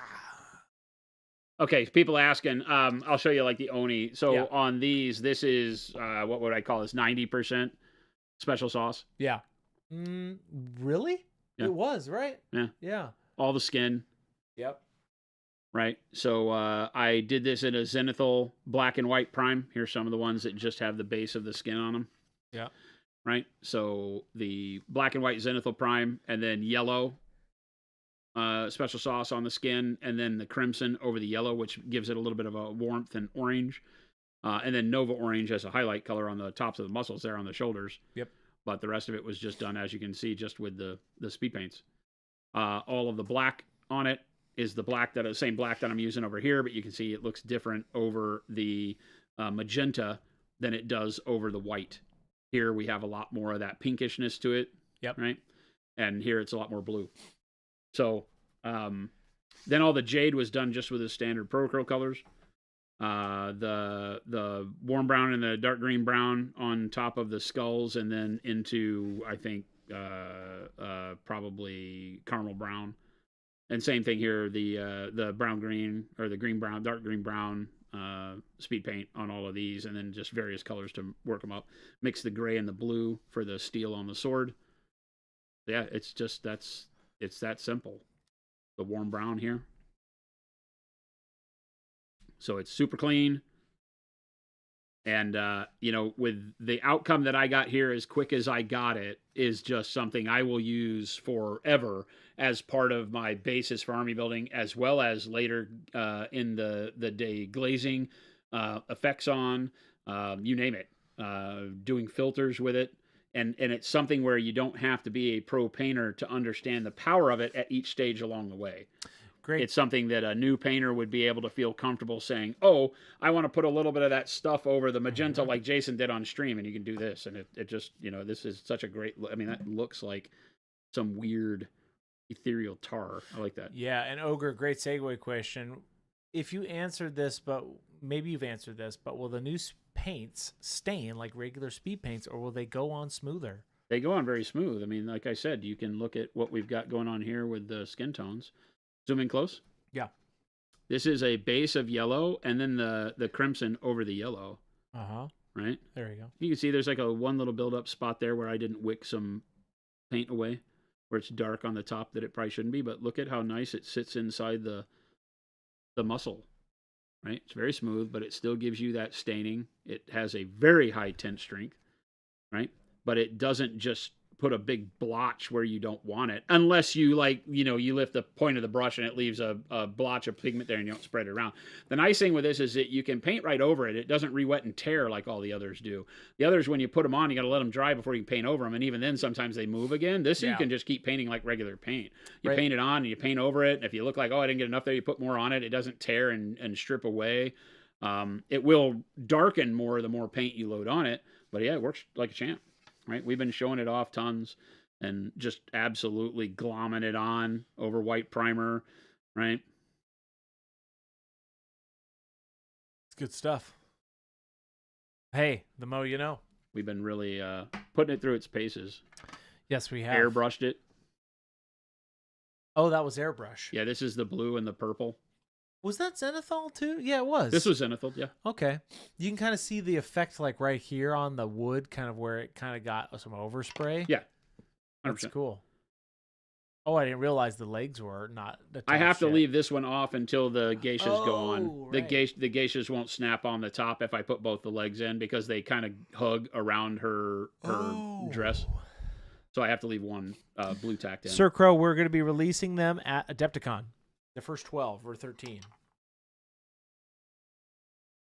Yeah, I had a lot of fun airbrushing them. I didn't expect it to work as well through the airbrush as it did, but when we did that test, I was like, okay, big thumbs up. That's great. James, yes, we just went over that. This is our answer to the contrast/speed painting world. Whatever kind of paints you use, this is our answer to it. Yeah, my big thing has always been that I don't believe painting is really about speed. I think being able to do certain techniques faster is really cool, right? But speed isn't everything. Simplicity really is, though, right? And I'm wanting to make sure that it makes things easier to accomplish so that we paint more. And I'm not really worried about, just getting models on the table fast to sacrifice quality of paint job to be speedy. I want it to still be high quality so that I can use it on display models or tabletop quality models and get a really good effect out of it. And that's what we've achieved here. I really am happy with it. The coloring is very good. The flexibility of it, mixing it with other colors is very good. Painting over it, glazing over it, re-wetting it, all of that, it works great. Ryan did an amazing wet blend with it on a cape today. Yes, he did. It's going to be awesome. Makes capes look, man, easy mode. On we had a bunch of Stormcast models we were playing with, and I looked over and I go, Ryan, what the heck? And he did a cape with it that is just spectacular. Kay Shorty says, so I've been at work with earbuds. Did I catch Jason saying the transparents can be used in place of inks? Did I hear that wrong? That's what they're built for. That's their main function. Their main function was to replace inks because inks do not include acrylic resins in the manner that are meant to paint 3D surfaces. So they typically will re-wet, rub off, have problems, right? Because the acrylics they put in acrylic inks are really just still meant for textiles, right? Photo retouching, things like that. They're not meant to paint models in plastic with. Right. They're still meant to go on porous surfaces. And that's what it all comes down to. So the transparents give the same kind of boost of vibrancy, that low viscosity, so you can spray them really easily. You can absolutely thin the crap out of them and still keep color. And yet they're made with the same resin that our Procryl paints are. So they adhere very well. They have a very good strength once they cure. They're meant for painting models. So.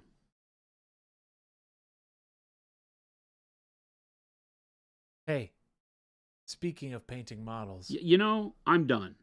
I'm not doing it anymore. Speaking of painting models. No, Dad. I don't care how disappointed you are in me. Speaking of painting models. Speaking of painting models. I get to use... somebody was saying that yesterday there was a lack of sounds, Jason. And I noticed that you took the yodeling pickle up there, and I took it back because that's too much power for Jason to have the yodeling pickle. It was so fun for the moment it lasted. I have decided that... We had a lot of fun with me saying that I took your pickle. Speaking of sound effects, giveaway days are the days where I can be a little bit more fun and silly and not so business. The 10%, right, Jason? I don't know what you're talking about. Perfect. I've never had any control over you. You're off the rails 90% of the time. To get more sounds. Mm-hmm. We are not doing Tannenbaum in freaking January. You have 365 days before I allow you to do that again. Yeah, there's going to be some noises, man. Mo says, yep, he touched your pickle, Chris. How do you feel? How do you feel? Better now. Let's just say that. I have the Hunter texture trainer. It's so fun. Painted it like the times already. Nice. Don't ruin giveaway days for Chris. Yeah, you won't. This is my time. This is my moment. This is my time. This is my time. So when I first came up with the idea of the giveaway stuff, Chris said, not on my watch. I said, no, sirree, Bob. Not on my watch. And then he's like, we're going to do it anyway. And I'm like, great. Oh, look, I haven't used this one in a while. There's going to be a giveaway today, and I hope you're all here for it. Is that the It's the megaphone, Jason. the megaphone? I have to talk really quiet, otherwise it'll blow the mic out. Oh, is it really loud? No, I'm keeping it from. Hopefully, you've all just lost your eardrums. That's Don't do that to our friends. Don't do that to our friends. You guys are pretty cool. Wow. Dear Chad. Lord, someone gave him a microphone. Yes, and that someone was me, Mo. I have another cool idea. It's a little bit more expensive, chat. Oh, no. That's the problem with the other idea I have. So I don't know if I'm going to bite the bullet on that. Because I can't go up to Jason and be like, Jason, can I buy this thing? Why not? What if I think it's cool? No, but then I won't get the reaction like I will on stream. Oh, if you just do it? I have to... maybe This is an ask for forgiveness, not permission moment?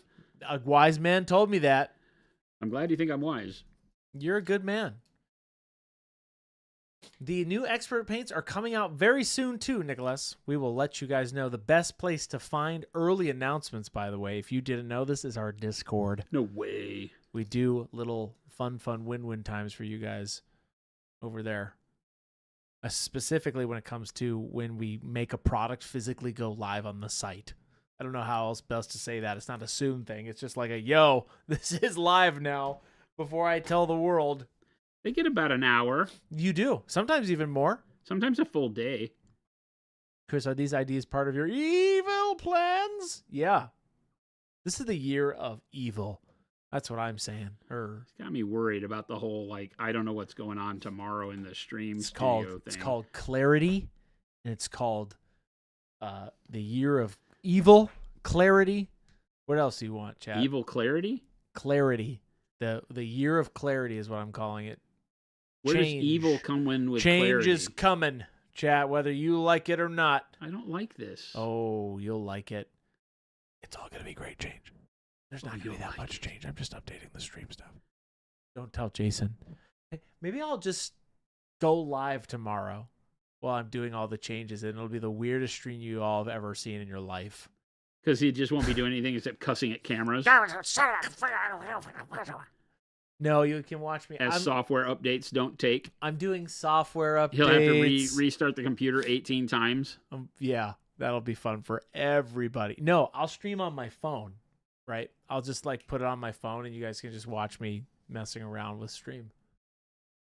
No, I'm not going to be doing that much different stuff, Jason. I'm testing layouts. I'm testing different things, capturing, making that easier. I don't believe anything I'm hearing, Chad. This is the I am making things more smooth. That's what I'm doing, right, Jason? You always say right, Jason. I just it's my favorite part. I'm not here to be your yes man. Isn't that right, Jason? I am not. Yes. I am not good. that guy. I'm not here to be your yes man. I'm not looking for a yes man. I'm looking for that reaction of Chris, I don't know what the heck you're talking about. Well, good. That would be my good. That would be my reaction 90% of the Chris, time. Just what go are you with that. talking about? I don't know what he's doing. Just go with that. Isn't that right, Jason? When in doubt, just go with that. That's my reaction. Jason said it was okay. You did. Woohoo! Chris is AI minus the A. Oh. That's actually hilarious. I don't understand. I am I. I'm not AI. I'm just I. I don't understand. I'm actually mine is A.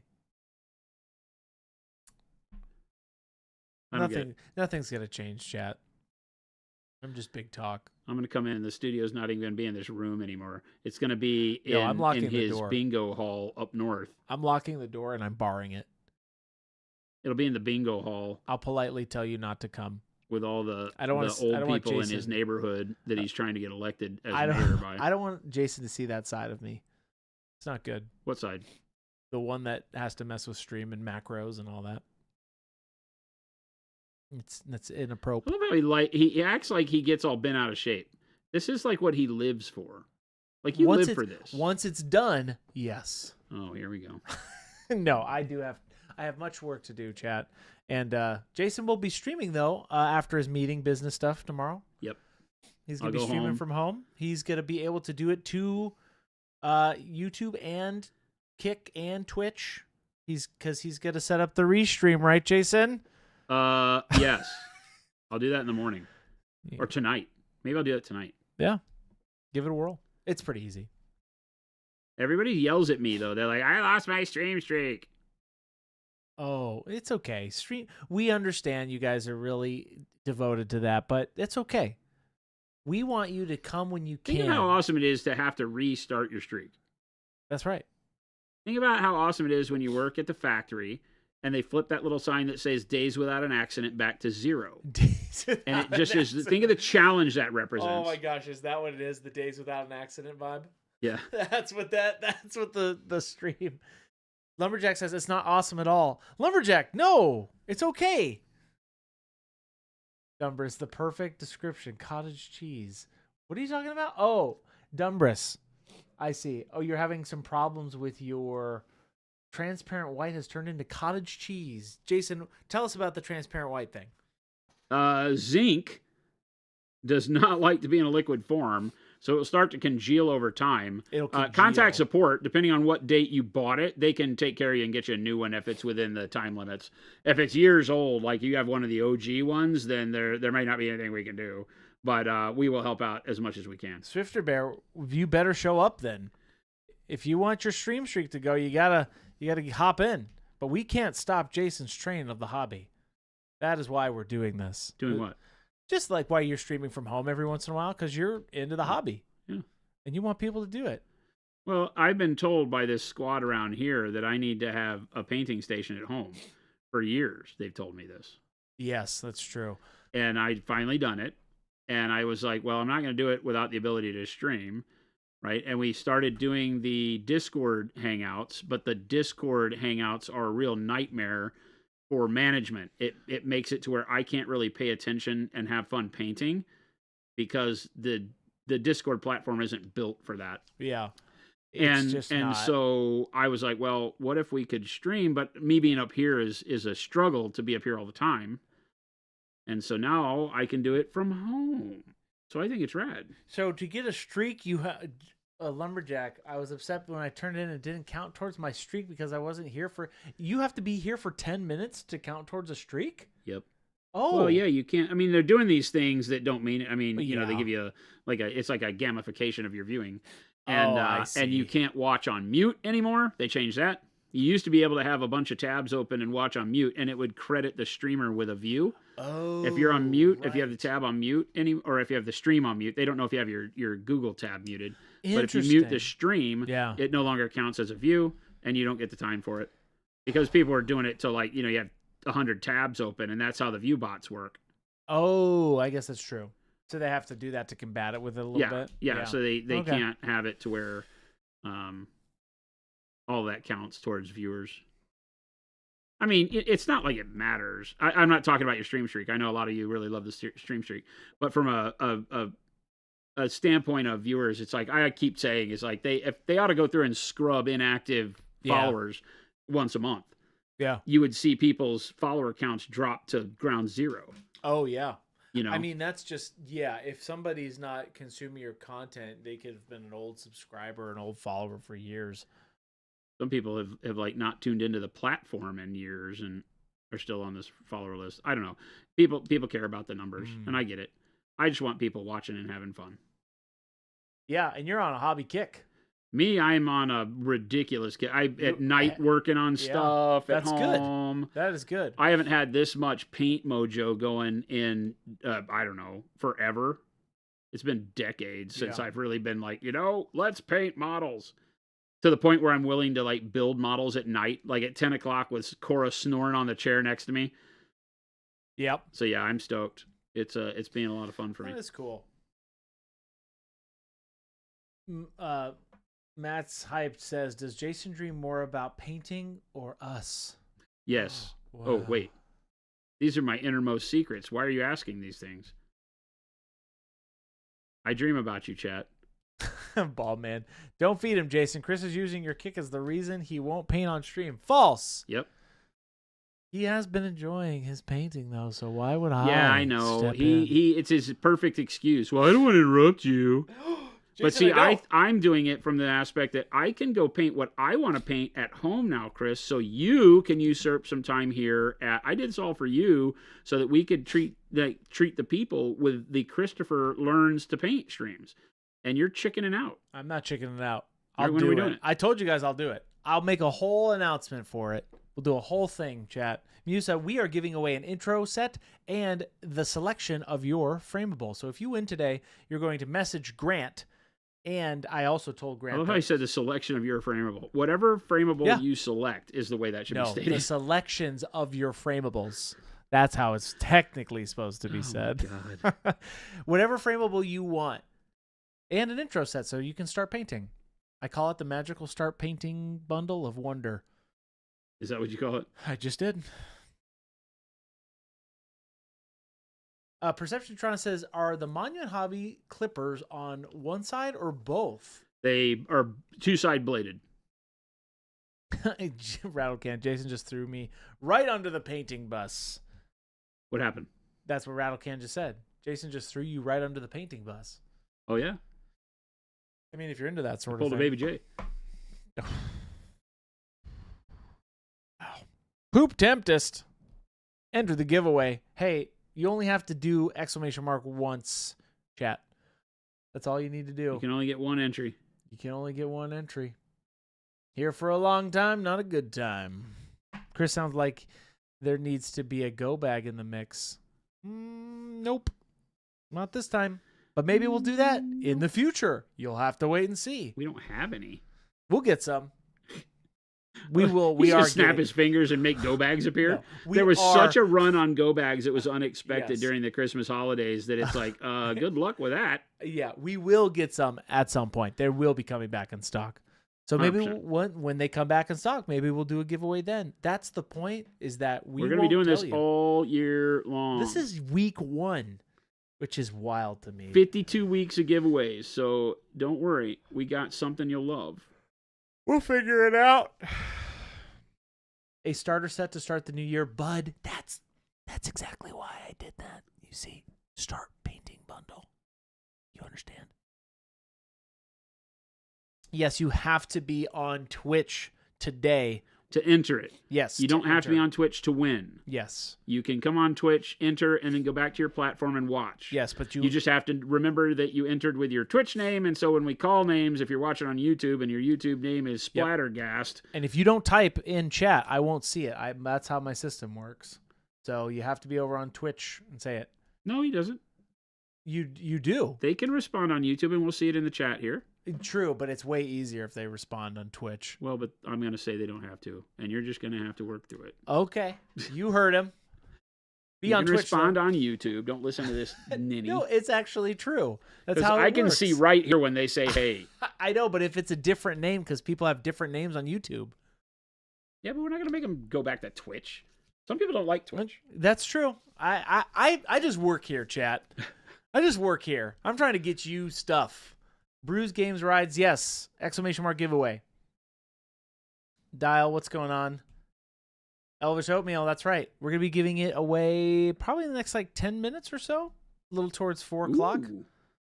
It's coming up. Only chumps, I'm Ginkgo. Yay, Ginkgo. I gotta be honest, these models are super easy. Welcome in, Ginkgo. I'm looking at it now thinking that, I gotta put that on there. And then I'm like, there's really only some metal. and then they're done. That's true. I want more models like this. Where do we get more models like this? Where? These I think guys? we just keep buying these, right? You Can you have build a them. whole army of these? Because You these are have rad. a whole box of stuff over there. Can we build a whole army of just these girls? That's right. Magnesium. Magnesium. Yes, Scorched. It does. It does keep your entry over on Twitch, even if your Twitch thing closes or Yes. crashes. Yes. It's not in Twitch. It's in Streamlabs. Those models are so hard to build, says Awkwardish. Awkwardish, have you These built are? these? Have These you models built are hard to these? build? Have you built these before? They don't look like they would be. How many pieces? They can't be that many pieces. I mean, Oh. I guess they could be. Awkwardish says yeah. I don't believe you. Double T, we should help Jason pick his new eBay repaints. He's more of a marketplace guy because he can get them sooner. Or I mean, eBay's fast, but okay. nobody sells on eBay used anymore. eBay's I've just a noticed- market. eBay's I've just where noticed that. retailers sell stuff. I've noticed that not a lot of used stuff on eBay. It's like, Uh-uh. Elliot says, "Do you guys have any tips for preventing the paint from drying? I live in Australia, so I can normally get to 25 degrees Celsius when I paint. I'm It gets using a to ceramic 40. It gets palette." to a typical in the summer here when we're streaming. It's about 42 C, Yeah. 43. Not inside necessarily, but to give you an It gets idea of hot. where we're at for where we develop the paint and such. So it will always dry quicker, right, as acrylic. We talk about this a lot in terms of make sure on your palette not to spread your paint out. Keep it in a droplet and then remove paint off to the side from the droplet as you use it so that you're not flattening the paint out and causing more air to touch the surface. Right. That's the big key, because the way that, evaporation works is that wherever air hits a liquid, evaporation starts to occur. And you want to avoid that. So keep it in a droplet, put less paint out and put more paint out more often. Yeah. So put a small droplet, use it up, put out more. A lot of people put out as much paint as they think they need for what they're doing, but if you're painting like a whole squad, you put out so much paint that there's no way you could use it all unless you're base coating and moving really fast. So if you're like me, if I were to put out a lot of paint on my palette here in Arizona, where it's also super dry, kind of like the same thing as Australia, you guys have more humidity than we do though, typically. Yes, it does. We get have like crazy hot we here. have as close to 0% humidity as you can have and still be able to live. $8 Girl says, "I love these models." Yeah, they're pretty cool. Yeah, they're actually really neat. They're really simple. As I'm sitting here looking at it, I'm like, yeah, I don't have to do much. I was thinking of taking your Adepticon class as Baldman, Jason, but I saw you said its level is more advanced type of class. Might bot doing it. Thought about doing it now since I'm so new to the hobby. So yeah, you were talking about that. I will be honest, this year the class I'm doing is underpainting, and underpainting is I will be teaching glazing in it. Yeah. Because that's what the whole thing is about. But we're underpainting flesh, and what it is to really be a glazing class, right? It's going to teach you how to put a transparent color. We won't be using transparent paints, but number one, how to lessen the opacity of your paint, right? And then how to glaze it over other colors so that those other colors still show through. That's the whole class. Now, could you be a new painter and get a lot out of that class? Sure. Okay. 100%. Yep. Will it be tough if you do not understand and feel comfortable with the basics of glazing? Yes. It'll be tough in that you may not get the results on the model that you're painting at the class. Yeah. But I don't know that that's the thing that you should care about. I think learning what I'm going to teach you is important. But I will be honest and say that not everybody will be prepped for it, and think that, oh yeah, this will be the perfect thing to me to learn where I'm at in my journey. It may be speeding up something that you're like, oh geez, because I won't be able to, in the time allotted, spend a lot of hand-holding time explaining some of the concepts. I will expect that people understand how to thin their paint, Yeah. how to work with low viscosity paint on the model, things like that.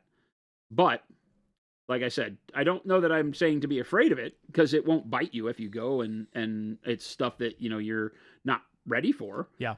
it'll just be stuff that I think you'll still learn good techniques out of it, and you just would have to go and practice more before they become readily usable. You may not walk out being like, my next model is going to be so rad.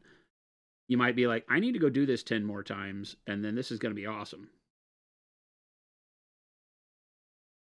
That makes sense? Yeah, it's Namor, right? That's what Wad was saying. Yeah, Prince Namor from Marvel Crisis Protocol. Yeah, I think it was $35 and you get a Namor model for Adepticon. That's pretty dang cheap. Yeah, Namor. Yep. Yep, Prince Namor, because he's basically naked. So it allows us a lot of room to work on skin. Micro Dragon, I have 2 questions. One, does the giveaway reach all the way to Italy? Yes. Yep, all over the world. And anywhere the mail goes. Yeah, we have Monument EU, so we'll be able to ship from there. And it is an intro set and your choice of frameable. Model and paints and brushes. Oh, it's about time almost. We have 3 minutes. Wow. We have 3 minutes, and then we're going to do the giveaway. $3.50. Wow. Put it on your calendars. Go pee. Go do your bathroom break. Go get some water. Nice, Sigavax. Do whatever you need to do. I use the underpainted tutorial on my model. I posted in Discord. Nice. I underpainted everything now. It allowed me to use the PA primer range to influence color tone. Yep. Once you get the feel of it, it really does make the primer that much more important, because your primer as a color, a lot of people say, why would you use a colored primer? Well, now you start to get it, because the colored primer can influence your base coat in a way that just black and white may not be able to do it for you. So using purple, red, dark green, brown, those colors can set up your model for really good results with just the time that you would spend priming. Right. Because, like someone earlier was saying, I wanted to paint like an orangey yellow cape. Well, you could start with our brown primer, right, and get a really good shadow color for that, and be a large part of the way to done with your base coat by the time you're done priming. Market says, speaking of underpainting, saw one of your videos where you demonstrated underpainting gold with brown, and now I started underpainting all my grimdark metallics with brown. Game changer. Cheers. It's really a game changer, right? Because it gives you that dirty feel right out of the gates. Yep. These are the kind of cheats or shortcuts that will be something you can use on damn near every model. They really are. If when you paint wargaming style like we do, you can use that. Now, what you'll find is that sometimes you'll be like, brown might not be right. What does dark green do under my metals? And if you take what would be a grimy color and just think about it, like if you're, I'm going to say this and regret saying it in a minute. If you look down and a particular, like if you're thinking, would this color be great to do underneath my 40K metallics? Look down at the color and ask yourself, if this were the color on my underwear right now, would I feel happy about it, or would I be scared? And so it's the colors you don't want your underwear to be are the colors that work really well that way. Oh. The browns, the greens. I see. The greens. We got some problems going on. Yeah, exactly. If you're like, I need to call a doctor, that's a good color to use in 40K underpainting. I knew I'd regret saying that out loud after. That's just the first. That's the way my brain works. I'm trying to contemplate the green situation, but maybe I shouldn't. Maybe I just got lost in time there. Hey, it's 3:50, Jason. Do your thing. Hold your questions. We're about to do this. I'll give you 30 more seconds to make sure you do ! Giveaway. Get some entries. Final time to entry. Why don't you go and do your entries? Okay. Come on. ! Giveaway. We're picking one lucky winner to win an intro set and their choice of frameable. So if you win, you'll contact us over in Discord, Mr. Grant M. And he'll get you taken care of. I'll write your name down here. We'll get you taken care of. That's a big sigh, Chris. We're starting off the year strong, tired, willing, and ready. Are you all ready? I'm about to close the entries in 3, 2, 1. I'm going to let it go for just a second. Oh my gosh. And it's closed. He does it just like I do. He's like, he doesn't really want to close it. It's I never closed. really want to close it. It's closed. Jason, HBDC craze. What am I doing? I'm painting. Here we go. What are we doing? The winner of an intro set. Oh, God. And their selection of frameable is... Oh, God. Yeah! Scrap 595. Scrap 595. Are you here? You have to speak up. Speak up. Let us know you're here. Speak up. Where are you? Scrap 595. Where are you? Woohoo! Scrap, I see you. congratulations. You are the first winner in a year of winners. 52 weeks of giveaways on the way, and Scrap 595 takes the mantle as winner numero uno. Congratulations, Scrap. Hit me and Gramp up on Discord, and we will get you your stuff. Welcome to this year's Hall of Heroes. If you're not a part of our Discord, I'm going to put the link right here. There you go. Blam. Quablam. I'm tapping your name down. Fwablamo. Old school. I also have... Wow. Congratulations. Do you hit the record button when you do this so it's easy to remember? It's always recorded, Jason. Oh, okay. I timestamp it. Technically, our VODs exist. Hey, if you don't know where our VODs go, they go over on YouTube right after stream. When we're done, they're there. Everything we say will damn us forever on the internet. I guess that is technically true. But we don't say anything we wouldn't say to you to your face. Except that one thing. Except for that one thing when we talk behind your back when you're not here. We never do Except for that one thing, Chris. We don't do that, chat. We sit around and talk about chat late at night. We don't do that. You know that one guy? You know who we're talking about. I gave him the Zoom. We don't do that. You know that one guy? Hey, so B Dollar Girls, we got this actually off of Facebook Marketplace. He found a bunch. Yep. Wow. This army was very inexpensive for what it was, and it was painted and put together, which is great. That's even better for Jason. Had base layers on it, and believe it or not, I really do like the stone color that he did, right? So this is the way, this model hasn't been altered by me yet at all, other than to put a coat of matte varnish on it. They were all a little shiny from the various washes and speed paints. So I used our matte varnish to knock the shine. You can still see some of the shine where I didn't get the matte varnish on there. But to matte varnish them down. And then this one's a good example too, because this one he actually painted some of the details, like some of the cloth and bone with like some speed paint on the bone and stuff like that. And then it gives me the opportunity to already have the base layers and then just take the base layers and turn them into a final product that really is indicative of, you know, more my style and what I would like to see on the table. But very, very quick and easy. Old Dominion. That's they call it the Old Dominion. So we're painting a bunch of Conquest right now, but this was an opportunity I saw and took it because the army was built and already started. So why not? Call me Molds. This is a great question. I was thinking of giving one of your framables as a present to my mother. That's awesome. She's a classic artist. She paints on canvases, etc., but she's never painted miniatures. So I'm wondering whether that might be a miss or not being the artist yourself. What do you think? How do you mean? It might be a what? It might be a miss? Question mark? A miss? I think she would like it. MISS? Yeah. I think that the framables are the whole reason I developed them and the idea when it came up from one of our employees here. The cool part of it was that, hey, people who do other forms of artwork can feel a little bit better and driven to experience painting three-dimensional surfaces because miniatures give you a lot of expression you can do that you can't do on canvas as easily. Yeah. So yeah, I think it'd be a hit. Now, does she like fantasy kind of content? Is the style, the Victorian pose and the robot fish, troll kind of mentality going to work? Because the idea there was that it was a play off of, those old Victorian portraiture pieces.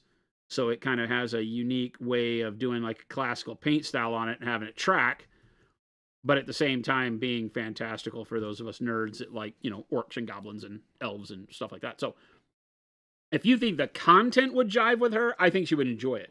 I think that having the backdrop on there, remember that all of them have a fairly sizable background.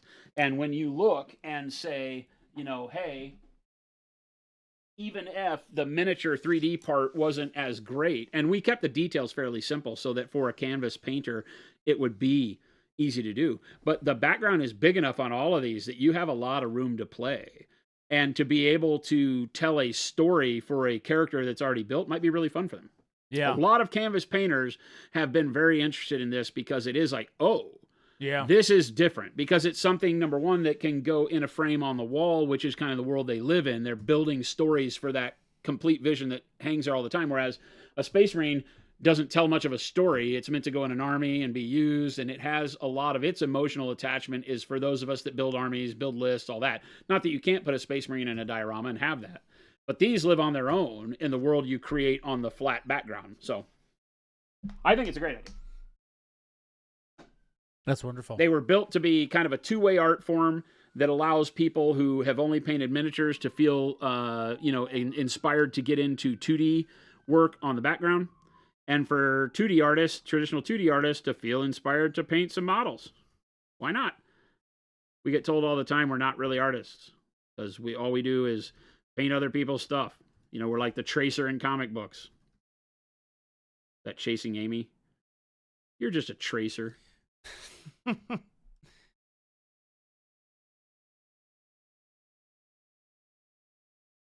I am messaging Scraps. I'm messaging Grant right now.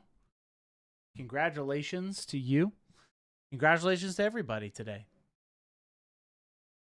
Why are you congratulating everybody else? I think because everybody showed up. Everybody was here, Everybody's present, here. and having Everybody a good was time. present. Were they on their phones? Do we have to take their phones away, Chris? I've always asked people to be present. Very important. I put my phone away when I'm talking to people. He I do. doesn't.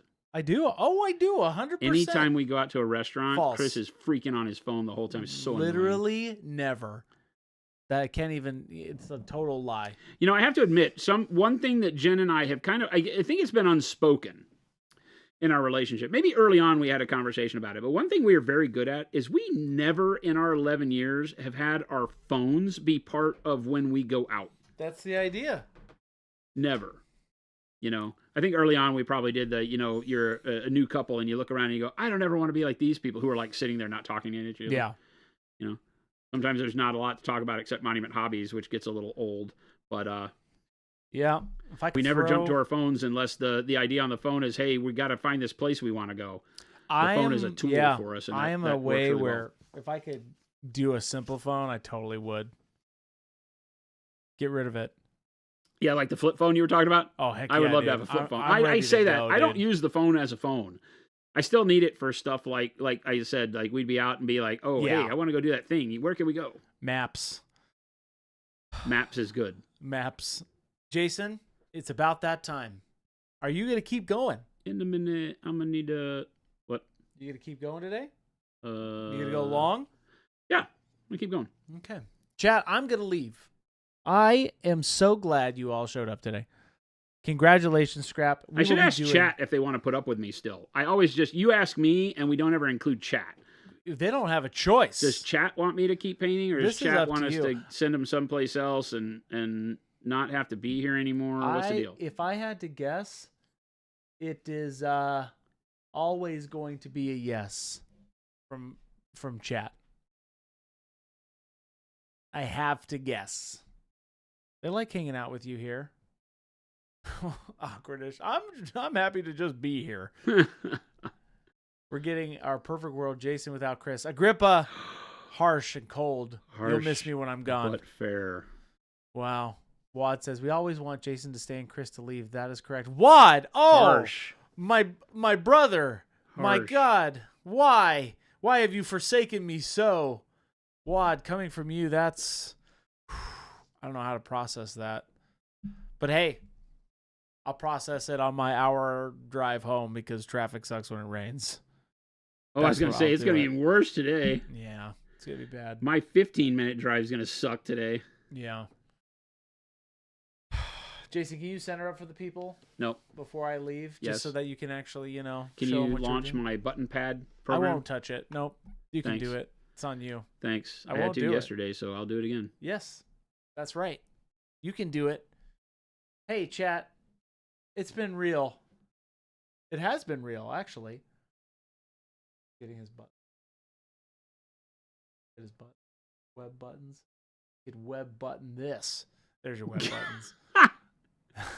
You web button this. Look at that. Look what I've done for you, Damn, Jason. it's his attitude, chat.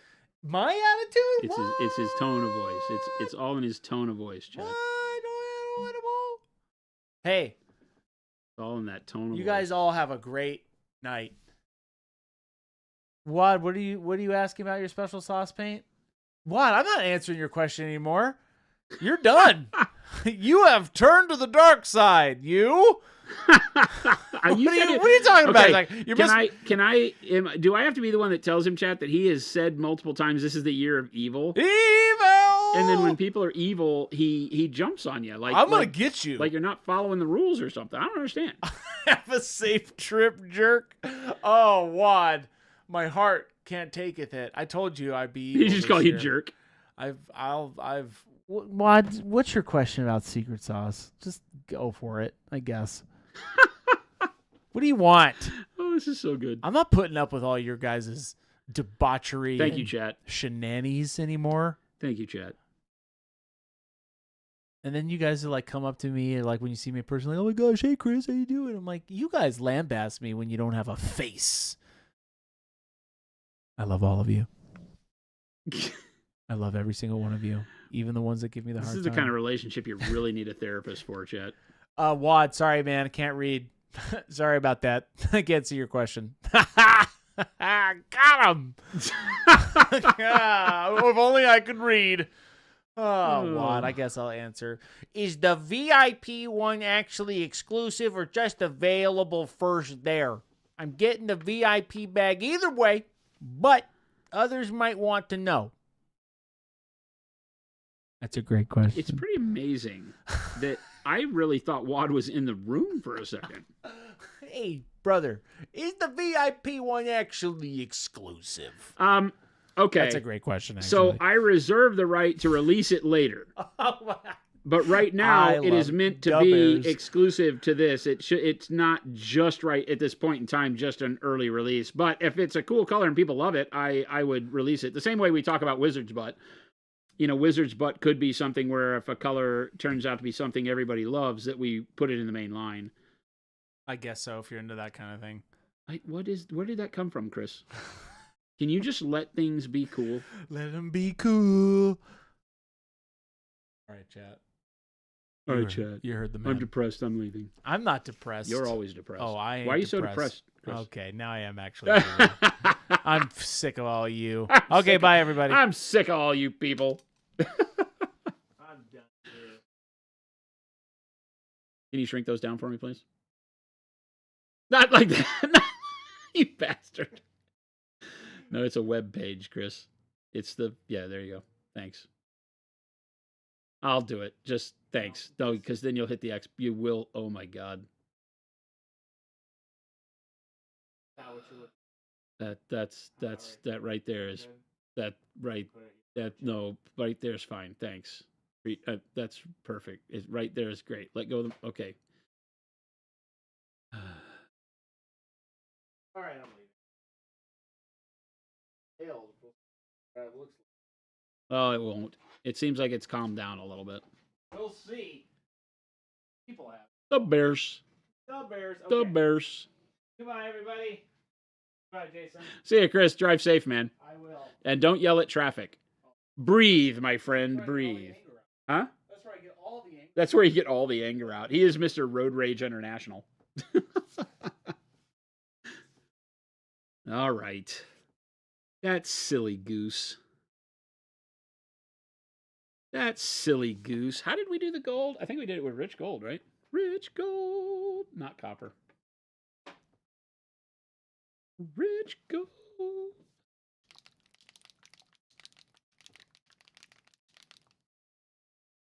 When he leaves, he does everything but leave. Now you understand Christopher and why all of us around here laugh at him.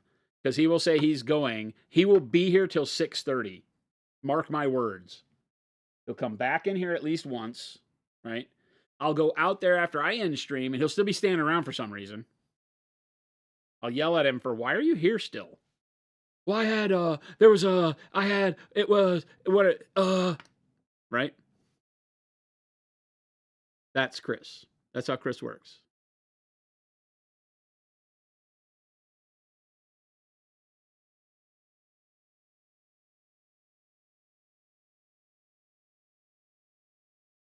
Asher Jedi, what's going on?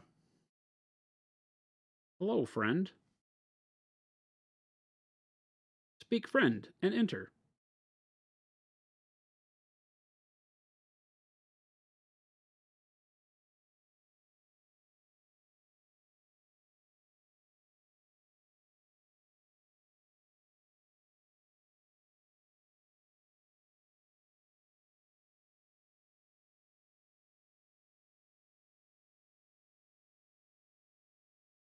Very Midwestern of him. That's the way it works.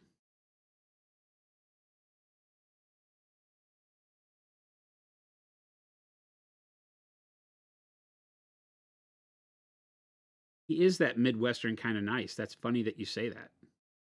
Chris is that do shirt off your back guy, right? Which is so great, but also very frustrating because you're like, Chris, would you just go home? Would you just go take care of yourself, please?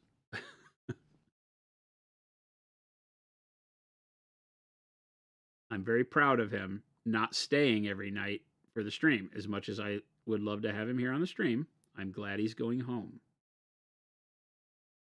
He needs to remember that Christopher is important and Christopher needs his home time. His life outside these walls is very important. And we get to talk about him. Ha ha!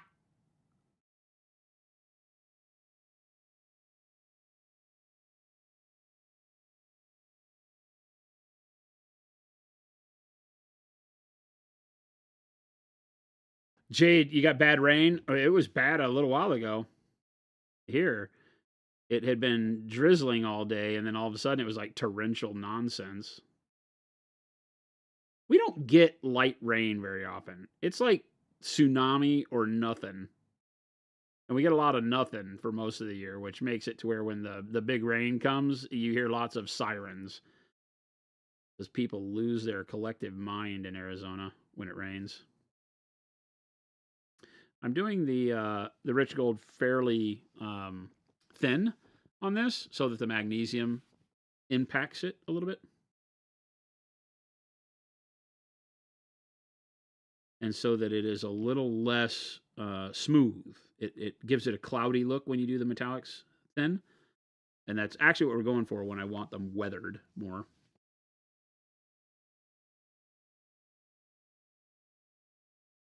It's a fine.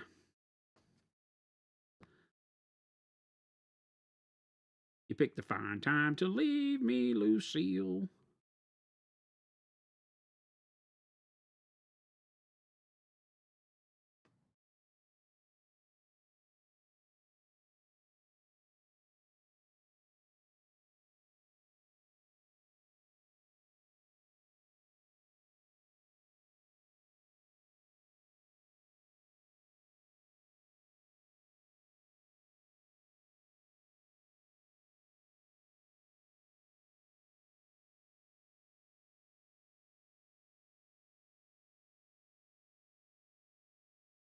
Four hungry children and a crop in the field. I haven't heard that song in forever. Where did that even come? Like, how did I just think of that? Flashback, right? Exactly.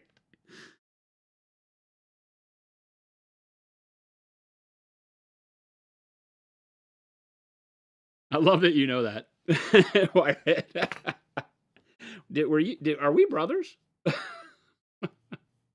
You have family in Gilbert here? I think they called the police and were then told it was rain. Oh, geez, really?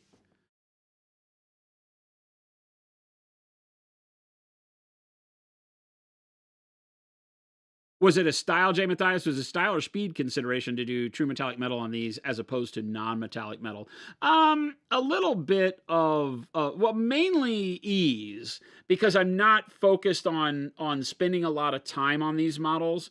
And so speed and ease of use, right? Because I am going to show you that like the look that we get on this is very, very simple to do. And I'm doing this kind of fake tarnish because gold doesn't verdigris, right? But I'm that's how we're painting. Oh, it's this one, right? So that's how I'm painting it. And so that's just the rich gold, bright gold, and then the green oxide wash, right? It gives us a really, really cool look to the gold parts very, very fast with the metallics. So that's what I'm doing. I know I wanted to do that kind of mossy green tarnish to them, and this is just a really speedy way to get that to look good. So that's what we're doing.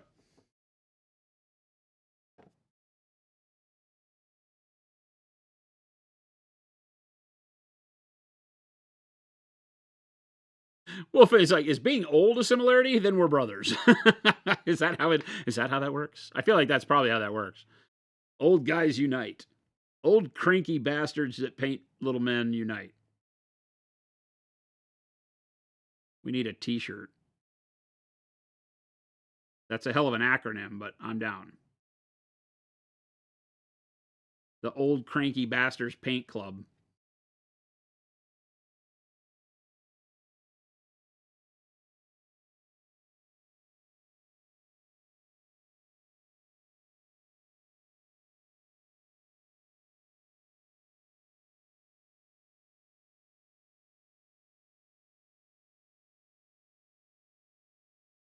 $400 children and a crop in the field. 400 children and a crop in the field. 400 children. That sounds like what I would have been like when my dad had it on. You know, that would have been what I was singing. 400 children. That would be the time I would leave too. Is right. I probably would have left at child 380 or something. Right? I think 400 is pretty giving.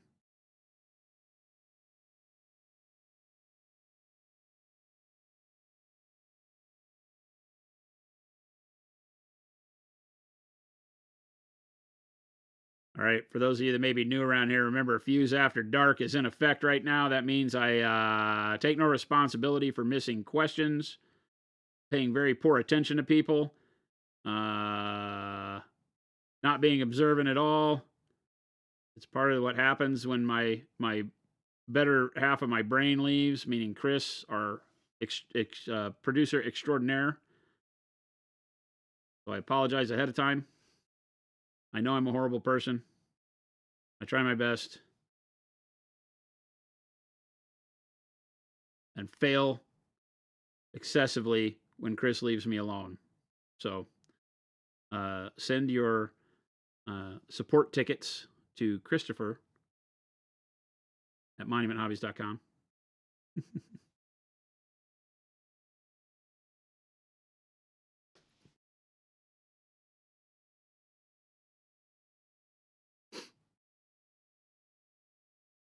Yeah, exactly. The kid was licking the outlet? What? I don't know where he got that for.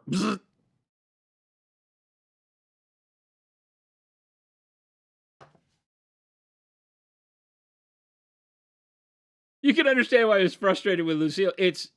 Lucille left. But Lucille left. So he's frustrated because Lucille left with 400 kids and a crop in the field. I'm saying Lucille had a backbone because she stuck it out past kid 380. Yeah, exactly. Lucille was done. I'm done. Heads of cattle.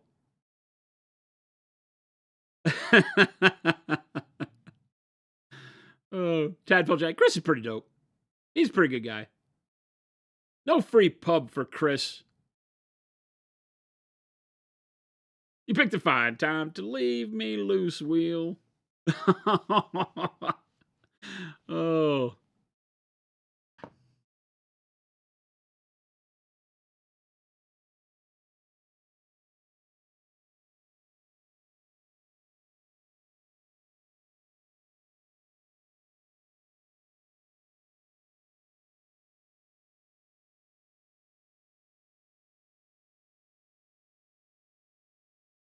We get a new refrigerator tomorrow. I don't know why I get so excited about that stuff. It's just a fridge, but it seems like it'll be cool. Jen picked the fridge that she liked. It gets delivered tomorrow. I got to figure out how to get the old one out of the house. I think the hardest part of new fridge delivery though is the where to put the food part, right? Like we gotta empty the fridge we have. That seems easy when you say it out loud, and then you have to go do it. And I don't know that it's as easy as I'm making it seem in my head. Like, do you just put food? People with experience in this, do you just put the food like in the sink or something? What do you do with it? We don't have a lot of coolers. I'm not a cooler guy. So I don't have like a garage filled with coolers for food.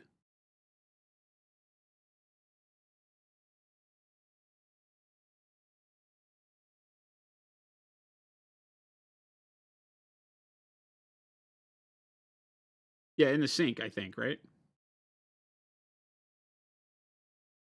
And then you have to, when you unplug it, if you're not going to plug it in immediately, you got to leave it unplugged with the doors open, right? So it doesn't form mold from condensation. I feel like that's right. That part I got handled because we're not going to be able to move it immediately to where it's going to live. It's going to go to the other office to replace the crappy fridge over there.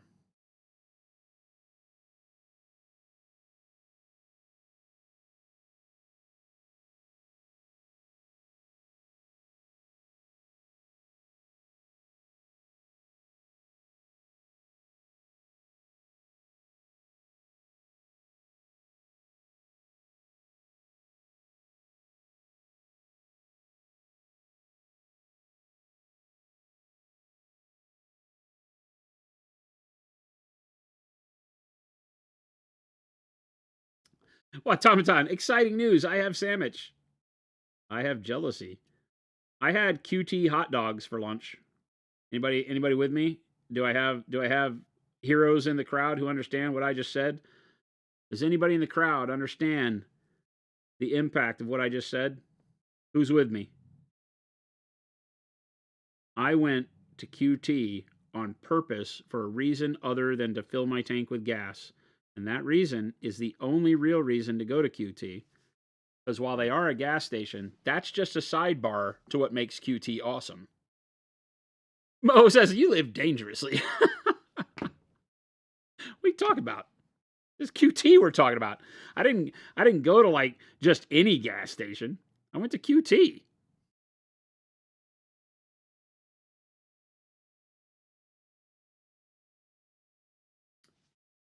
When traveling in the Phoenix metro area, always make sure to stop by your friendly local Quick Trip. Tell them I sent you.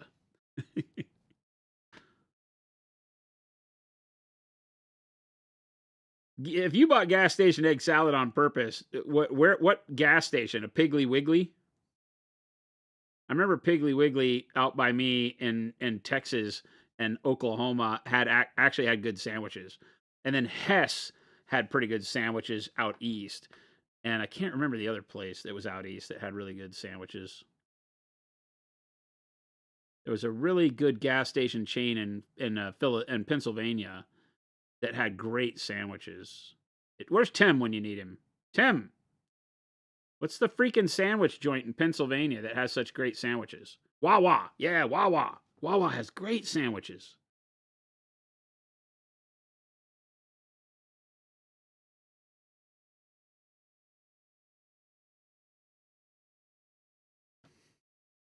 Sheets. I don't know Sheets. Gas station microwave burritos are Russian roulette and cellophane. That's a truism across the world. There is not one that has a microwave burrito. There are ones that have burritos that are like freshly made that I'd get with. But anything you have to do microwave while from a gas station, I feel like is pretty bad. That and sushi are things that are on my no-fly list for gas stations. And there were people that said that the sushi at some of these gas stations I'm mentioning was pretty good too. But I'm not that. I'm crazy. Let's get something straight here. But there's limits.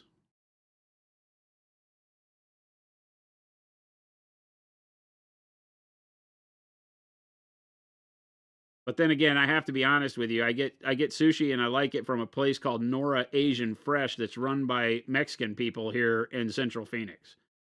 So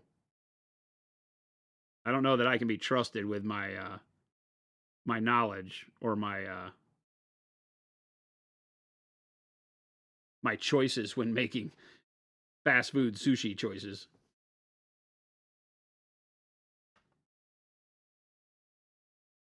Royal Farms Sushi. I don't know it. Quick Trip. Is there a Quick Trip with a K? What kind of nonsense is Quick Trip with a K? Quick. Everybody knows Quick Trip is spelled with a Q and a T. That's where QT comes from.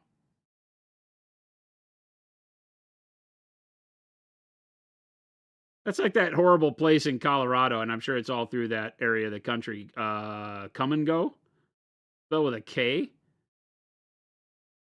And they needed to rename their drink, so they set a national thing where you could rename their Big Gulp style drink. And you can imagine the horrible entries they had with people completely memeing them because of their name. I got some big belly laughs out of that whole ad campaign. That was years ago.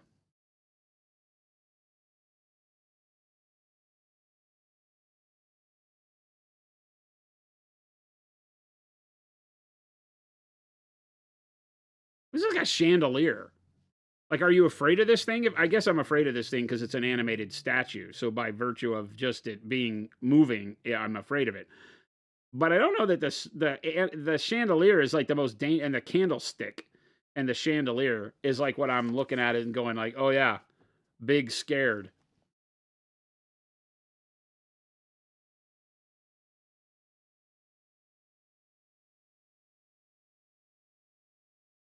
I think they are still called Come and Go. No? Quick Trip is from Wisconsin, and the Nature's Touch chocolate milk is probably the best chocolate milk in existence. Is it like, straight full horsepower moo juice with chocolate, like the stuff that Big Bob brings me at Nova? Big Bob stops with like some dude on the side of the road who says, yeah, I got the best chocolate milk in the world. And he just buys a gallon of it. Unpasteurized.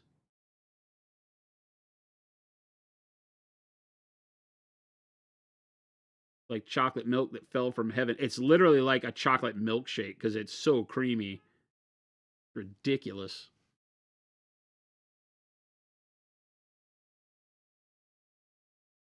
And it's fresh squeezed from chocolate cows.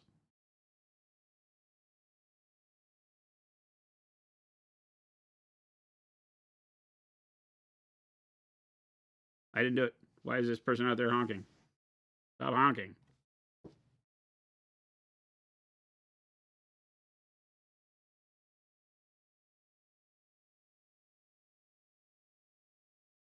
I'm even doing the blades gold because I don't care. Right? I don't care.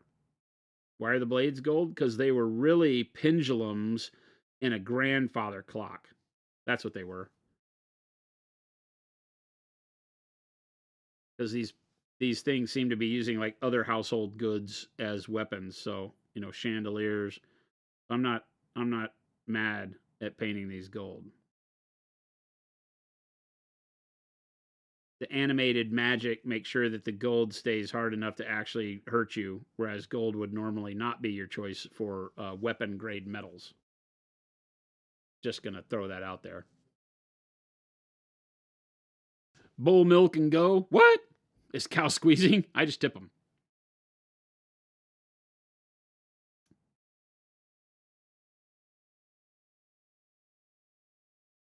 Where's this statue wielding a fridge? We need this.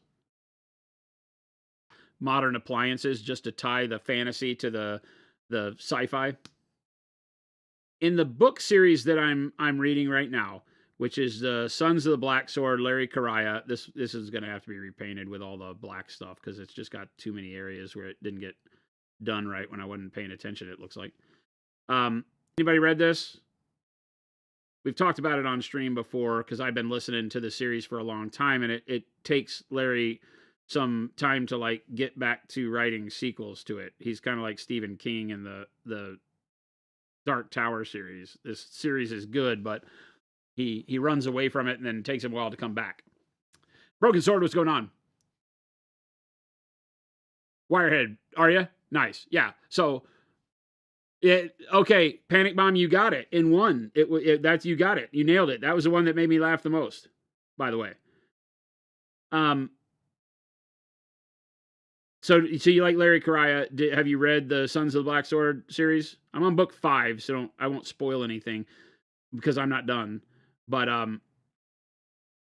it's a great series, but I'm getting to the point where I think that it is literally like more of a sci-fi novel inside a fantasy setting, right? It's really cool the way that what's developing is that this world that we've been learning about in this novel is like a post-apocalyptic. It's turning out to be a post-apocalyptic world rather than just some fantasy otherworld setting.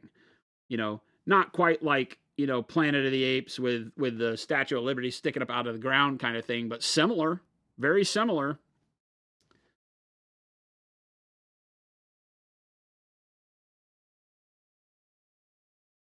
So it's fun. Wirehead liking it? Yeah, it's a good novel, or a good series of novels. I'm digging it. That's what I'm listening to in my car right now. I think I'm on book 5. There's a book 6 already too, but I don't know when the series ends, so I don't know if book 6 is the end or there's more. I don't know. I never know with these silly authors.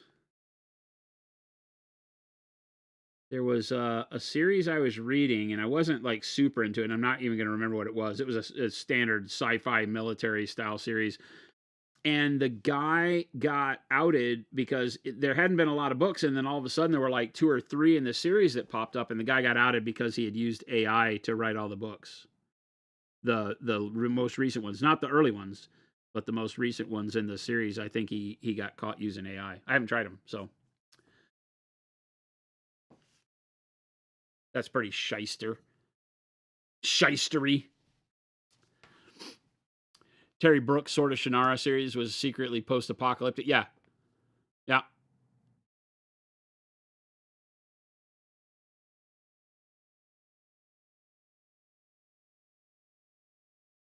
Baldman says, pump an iron at the gym to Monument Hobbies. Oh, we got to scream louder then. Work those abs.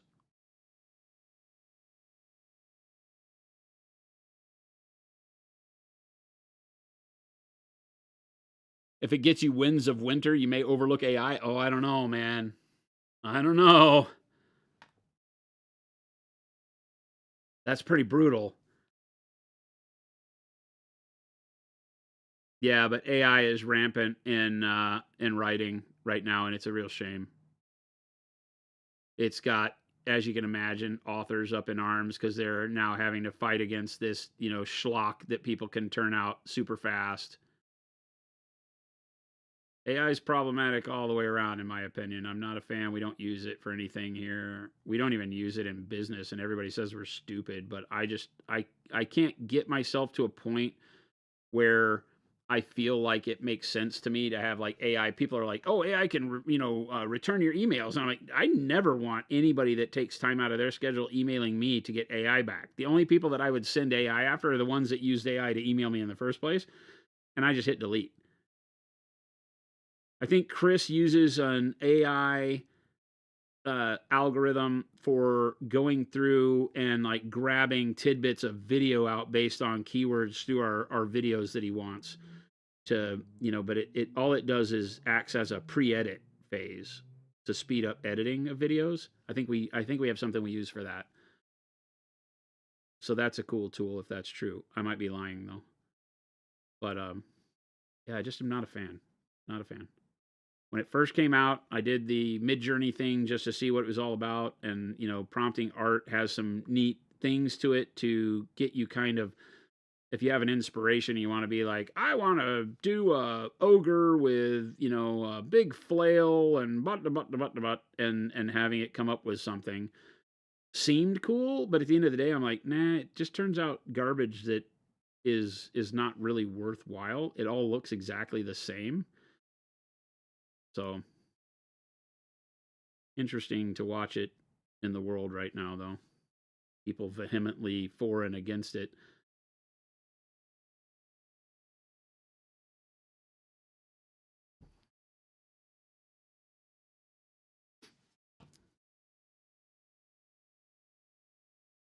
Yeah, my fear with AI though, right, is that in order for it to keep training itself, it eventually starts regurgitating and training itself on itself, right? And doesn't it just eat itself at that point? You know, that's my fear. Is when AI art starts sampling other AI art to create garbage, additional garbage art. Maybe there's something that keeps it from starting a feedback loop, but that seems horrible.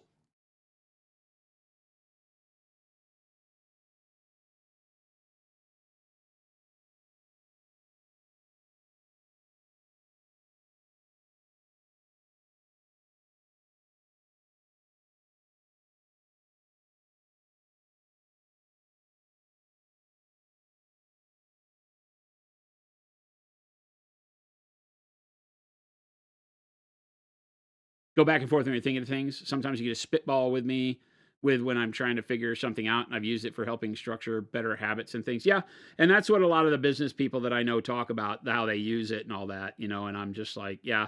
I think that when it kicks into the lazy side of things, right? Like when Jen and I went to a seminar, and the guy was just sitting there talking about how great AI can be, and while he was giving his presentation, he brought up his computer that was connected to the internet, and on his computer he was receiving emails, and he would have the AI scan the email and answer the email for him from him live while he was talking to us. And I was like, that's horrible, dude.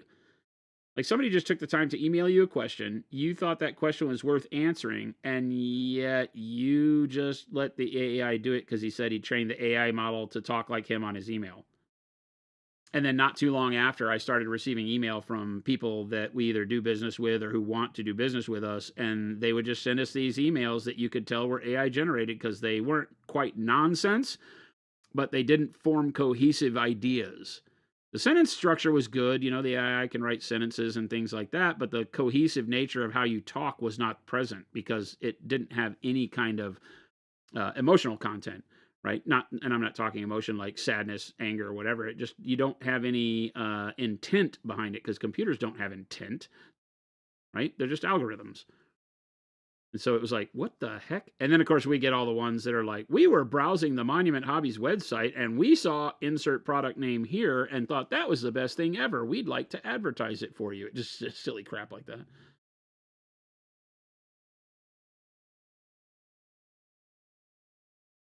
It's another chandelier.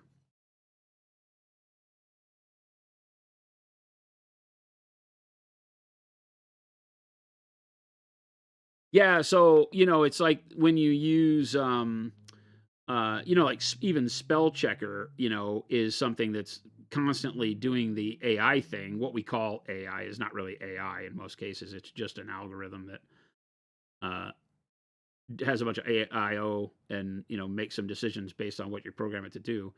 But the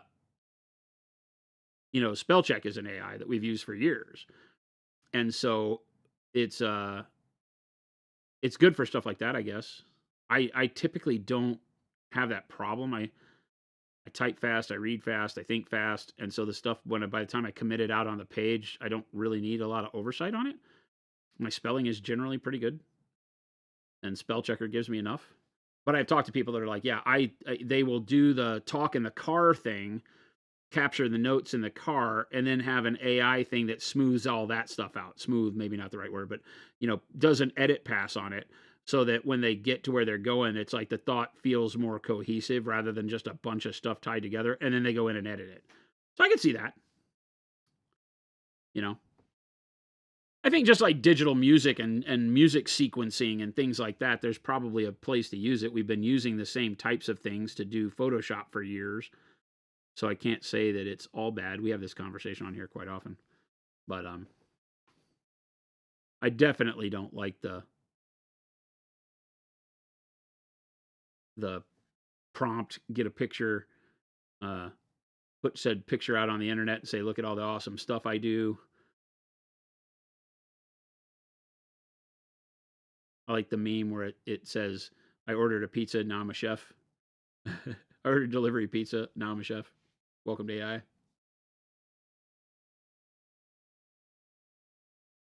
But I told him what to put on the pizza, so I must know how to make a great pizza.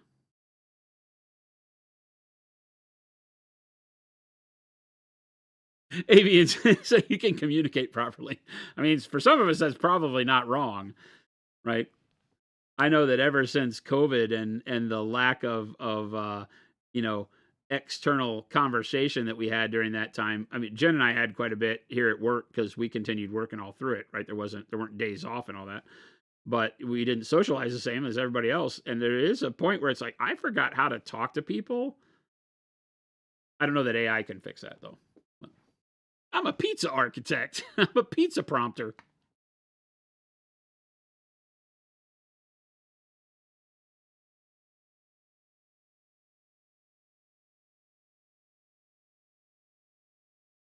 Clippy was sentient. Yes, Clippy. That's the part that we missed. Clippy was Skynet. Is Skynet, right? You've recently seen a resurgence of Clippy, haven't you? Who knew? When did that resurgence start?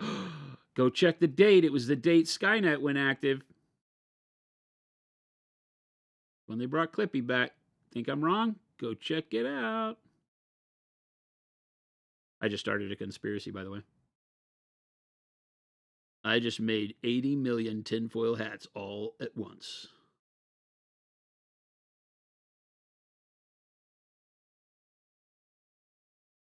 I'm just applying this gold on here real messy, letting the magnesium show through in the crevices and all that to, again, help hopefully play to give it some of that aged look. You know, the magnesium is silvery, but still has a yellowish enough tone to it that you can get away with that. And let you paint complex surfaces like this, where this has a ton of different shapes embedded in it. And I don't want to take the time to highlight and paint every single one of these little indentions and pyramid style shapes with metallic.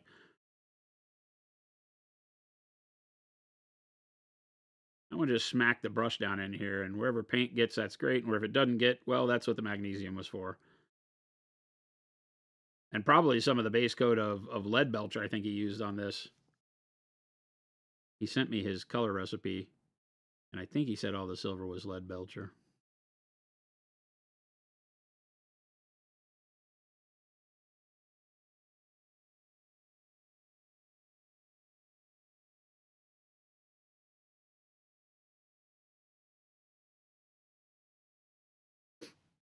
Rakanishi says, I see you're trying to start a conspiracy here. Would you like help with that?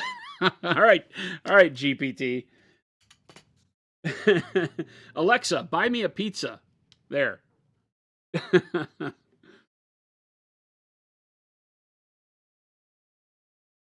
By the evil spell. Where's Chris? What do we do? He did play with the idea of recording writing while I was at work, and then running and recording through speech to text was never efficient. I have been very late. I used to be very technically inclined. I worked in engineering for electronics for decades, and was always going for the top technology and all that. But at some point in time, it was like I found things that really didn't fit for me, and speech to text for note taking probably should be, but for some reason it never clicked. I think for me, part of my cognitive grasping is the writing it down part or the typing it into notes, because I rarely look at my notes, but by doing the thing and making it part of my notes physically, not just talking about it, because I talk about it in my head and then I commit it to paper or I type it in the screen. And when I do that, I think that puts it into the memory slot. That's where it goes in and overwrites whatever else it doesn't have space in my brain for. And that makes it real, because I don't go check my notes, but I remember all that. So I think that's why I probably haven't really ever done that, because I don't have a routine that lets me go look at the notes. I need to remember stuff. So LaPlante, the giveaway already happened, unfortunately. But hope you're doing well. We will be doing a giveaway every week this year, though, so there are 51 more chances. Well, is that true? I feel like that's true, right? I don't know how the calendar lines up, but I think that's true. A lot of specific jargon in your notes, and it doesn't handle that very well. Yeah, I can see that happening, Ryan.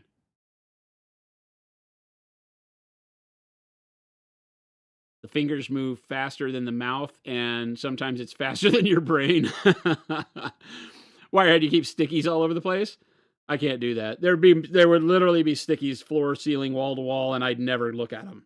They would just be decoration at that point.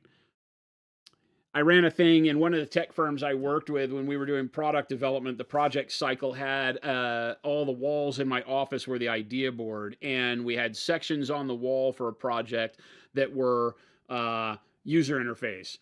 This one might be embedded issues. This one might be I/O issues. And so you take all this tech jargon and put it as header cards on the wall. So I'd take big poster board and write that out on them in big marker, and those would go on the wall.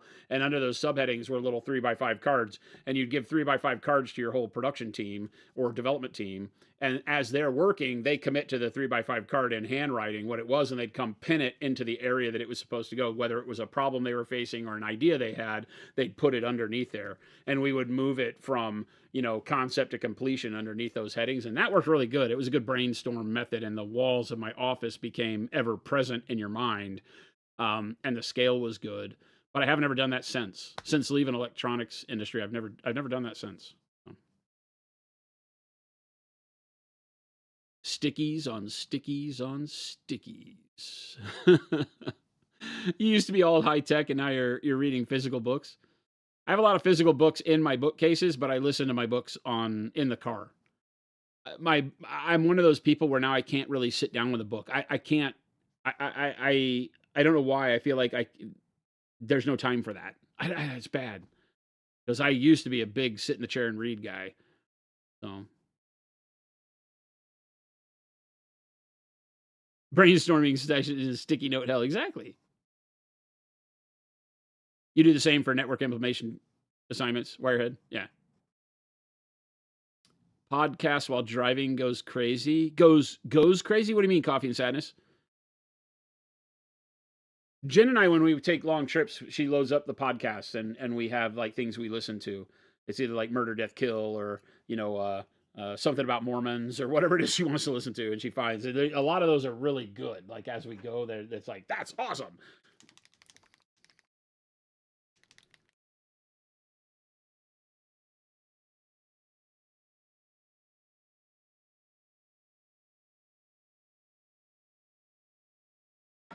You struggle not having some kind of active sound. You got to have music or pod or book in your ears at all times, like while driving or just in general.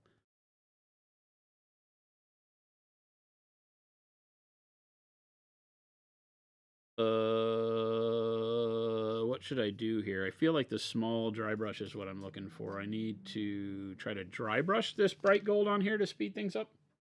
Question mark? You struggle with audiobooks? You struggle to really feel yourself engrossed in the book? I'll listen to them, my mind wanders, and I feel like I miss a chunk of the book. My mind will wander occasionally, but the way that I drive doesn't let that to happen very often. Unless what happens to me is something in the book will get me going, especially because I listen mostly to fantasy and sci-fi. I don't listen to like business books in the car, right? But if I did, the same thing would probably happen, where I would be focused on the fact that, oh, that concept is great. Let me, in my brain, now run wild with how I could use that. And, but for me on the fantasy side, I start going, oh, that would be rad if I were to, do this, or gets me going with my own story in my own head. And then I come back, a couple of seconds later or minutes later into the story again. And yeah, you feel like maybe you've lost some of what was going on. But I think what it's really shown me, and this is no slight to authors, really, but I'll be honest, I think that what audiobooks in the car have proven to me is that there is about 80% of every book that is useless to the world building. Because, I had somebody tell me that you never retain anything. You only retain like 20%, or 30% of what you listen to in the car in books. They've done studies and this and that and the other. I'm like, that's great, because what it's taught me is that 80% of the book is not worth reading. Because it's like the Cliff's Notes versions of things exist for a reason, because the bulk of what you're trying to hear is told in a very short period of time in the book. And so for some books, that's great. For other books, I really like the get there part, and so I don't want to like stifle them for the journey, but some books you're like, good God, would you get out of the way and just tell me the story? I don't need to know what color the freaking doorknob was. It always takes me back to my Anne Rice. Somebody tried to get me to read The Mummy once from Anne Rice. And Anne Rice is a god-awful author. Tremendous stories, horrible writing technique for me. Because it's like, come on, man, 15 pages to describe the old room. It's like you're just talking for yourself to prove you know a lot about Victorian or old ancient New Orleans or something like that. I'm like, this is horrible. Like, this has nothing to do with the story. It means nothing. Tell me what the vampire did. Maybe it's just because I'm a 3-year-old and I'm like, I don't care about all of this stuff that's really cool. I just want to hear who killed Frankenstein. I just want more stuff blowing up. Maybe we're learning more about me than the books. Yeah, Stephen King is very similar. Some of his books are really good and don't do that, and some of them, that's all there is. It's always interesting. Okay, that I can't dry brush, so.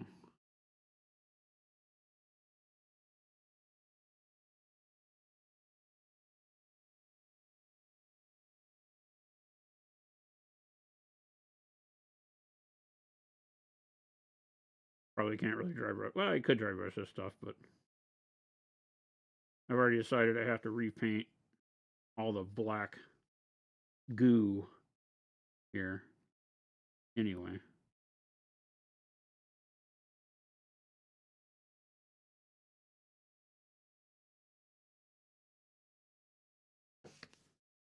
Maybe it's easier to not dry brush this. The studies are focused more on the way people are distracted by the books while driving rather than the way they retain the information.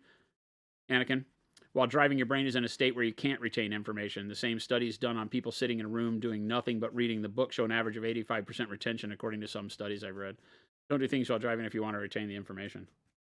Yeah, and I don't know. I mean, I remember the books pretty well. I remember all the parts that count for the book and get the story going in my head. So I don't know.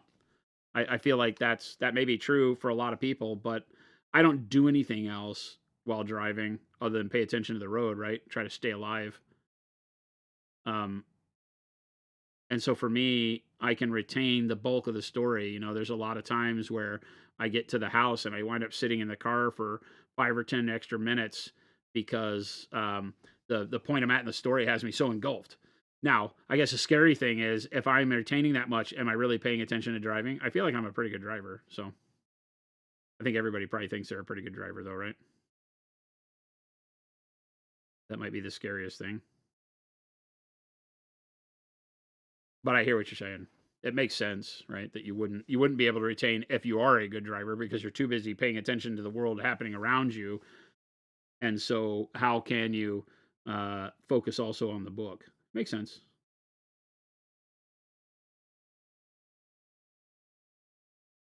I do obviously retain a lot more of the book when I listen to it while painting. And it is my main source of pleasure when painting is to listen to audiobooks. So there's that.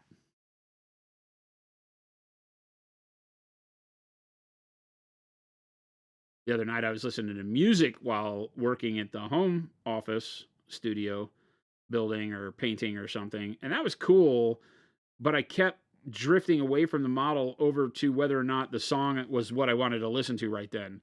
And I think that's a problem why I don't listen to music while painting as much, because I have such a, I'm so in tune with whether or not this is the song I want to listen to right now.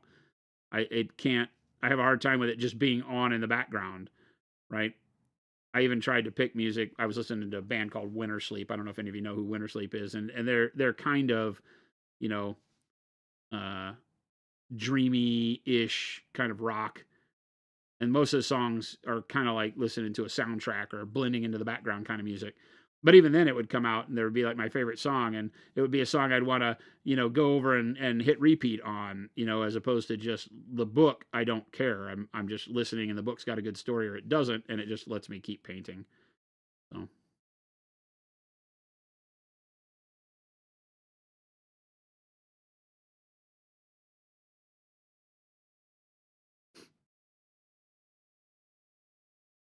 it becomes, yeah, you turn off the painting brain because it becomes almost second nature.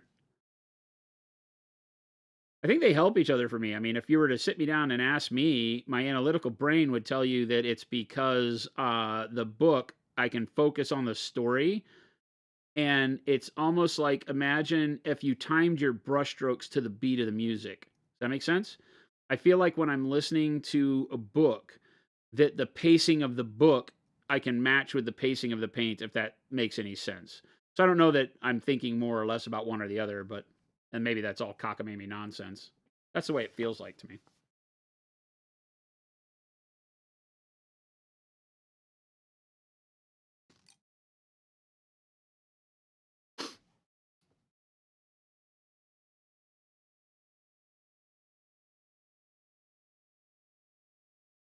Reading for walking and audiobooks, conveyor belt. Oh. Are you meaning that if you're actually actively reading, that you, because you're active in the process, you're paying more attention? Makes perfect sense, right? Rather than when you're audio booking, it's being fed to you and you're distracted.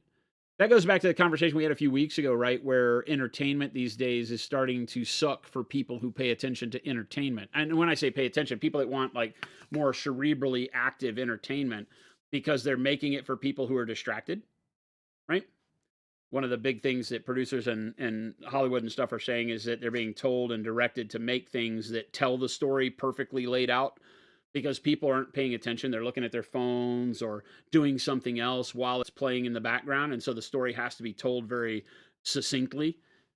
And that's why people like me don't like watching TV anymore, because it's like, duh, this is for dumb people, because it's like, well, let me figure some of it out on my own. So it goes into that, right? Is that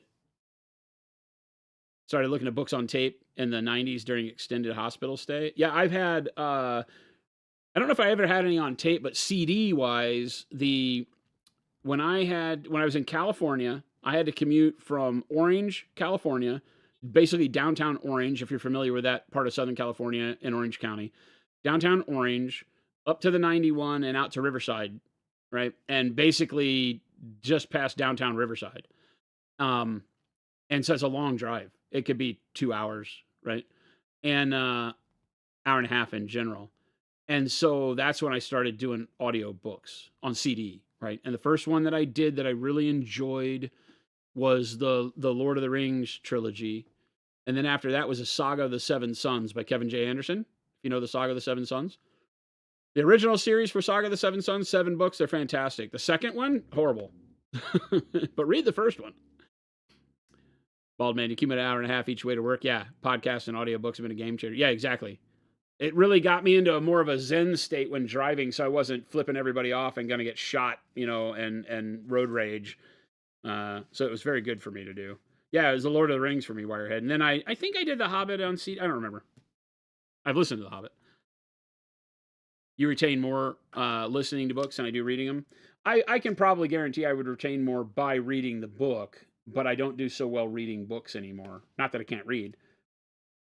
But it's the time outlay for it. I've gotten so accustomed to the fact that audiobooks allow me to do one other thing at the same time, and it becomes a cohesive paint book, right? Drive book. And that's where books live for me now, and have since, well, when was I commuting? That was 2008 to 2010. So for that 2 years, so that's been what, holy cow, that's like 16 years ago, 17, 18 years ago.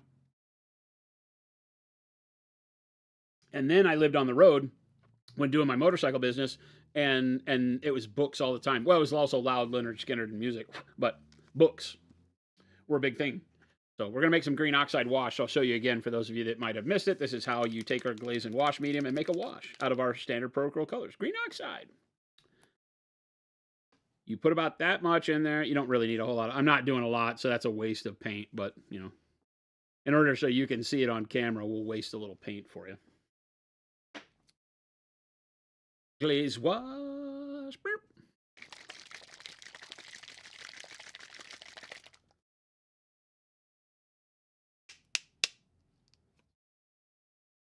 dyslexic mini painter, you struggle reading because of the dyslexia.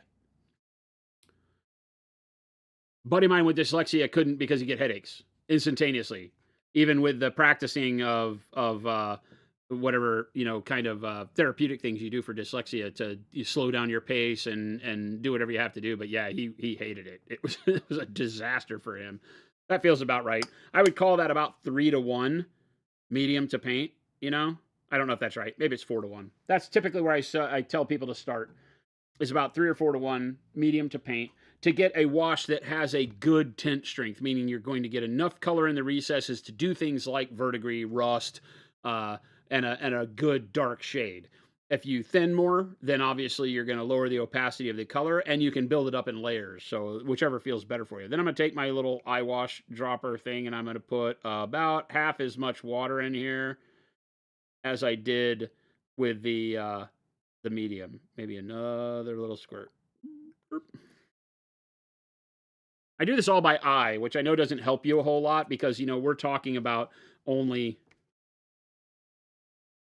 probably, I don't know, what is this? Maybe 2.5 milliliters of entire product here.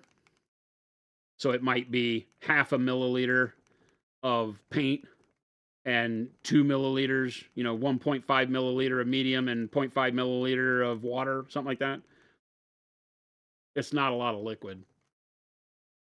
And with acrylics, I never feel like exact measurements make a difference. That's why we always joke and say it's a skosh and a pinch and a little bit of that and a little bit of that. Because as long as you get the opacity where you need it, then it doesn't matter. Fluidity too, right? But I always this is why you need hand tattoos. So everybody go out and tell your mom and your significant other right now that that's what's going on with the next paycheck because it makes you a better painter.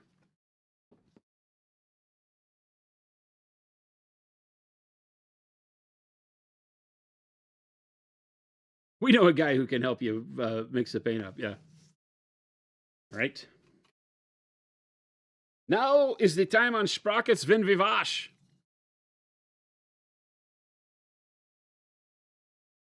I'm still using the number 6 brush. I load it with a bunch of water just so that it also thins as I get it on the brush, right? And then we can test it on, generally I want to test on an area that isn't highly visible. So maybe on the back of this thing here, right? And then we just kind of put it in there.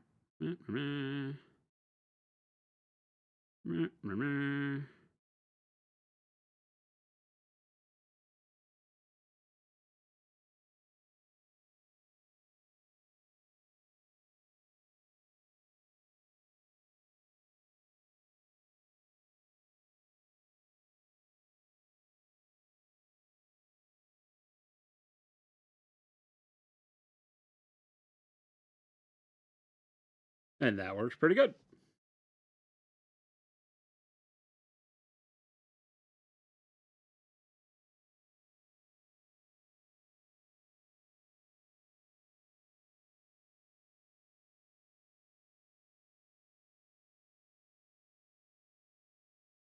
Some of these that look like they get a little bit too filled, I may go over here and rinse my brush out real quick, bring it over here without a whole lot of color on it, and kind of wick away some of this. You have some work time with it. The glaze wash medium increases the drying time of your paint a little bit, and so I can come back here and clean a little bit of this out if I feel like it's built up too much in some of these little windows.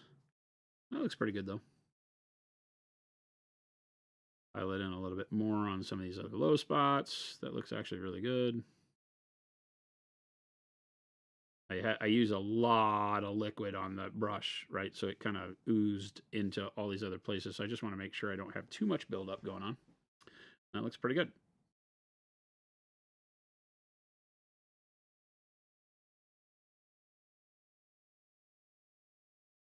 Remember that your wash will typically be more vibrant as you apply it than it will when it dries. But I still err on the side of caution and make sure that if I see any that's built up in areas really strong where I don't necessarily think that I need that much color, then I go back and kind of wick it away and play with it a little bit.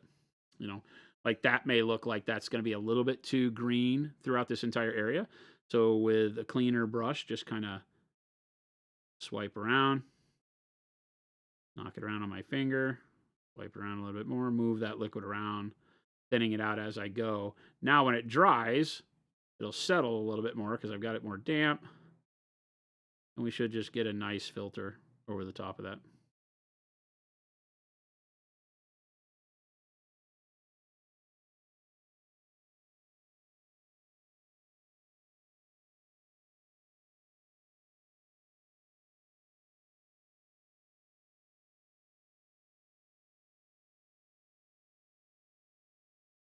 And yes, I know gold does not verdigris. That's not the point here. That's not the point. The point is rule of cool, and I wanted the kind of green tarnish, right, that you get from brass and bronze, copper, to sit on here nicely. Brass actually is more of a blackish brown tarnish, but then if I want more, I can just kind of ladle it in where I need it. But overall, I think that's going to look pretty good.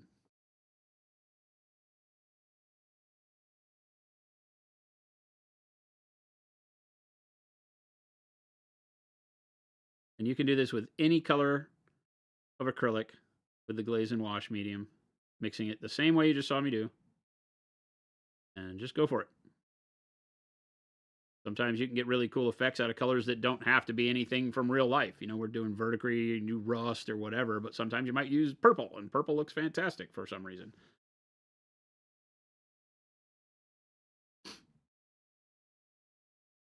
If you wash too much, how do you unwash? Well, like I said, if you catch it at the point where you've put it on and you use a wet brush and thin it out and move it around like I'm doing, then it's hard to overdo it. You're fixing it on the go. If for some reason you wind up letting it dry and it still has too much on there for you, then go back with your base color and kind of fill in the areas where you feel like it's just too much. It can definitely happen. All right, so let's start here kind of on the underside.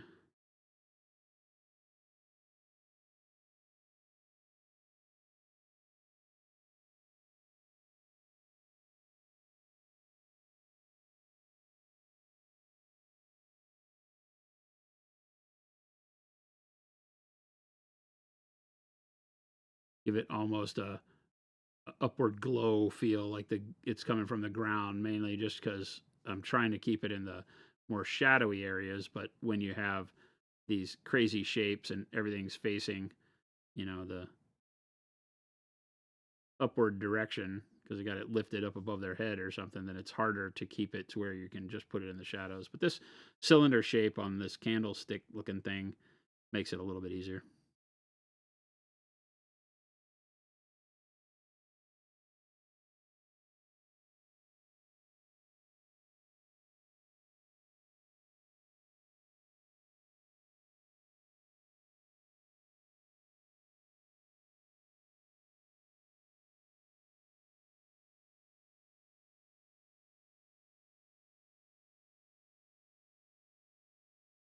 This is more placing it where I want it rather than just putting it over the whole surface. That's more what we did on this guy,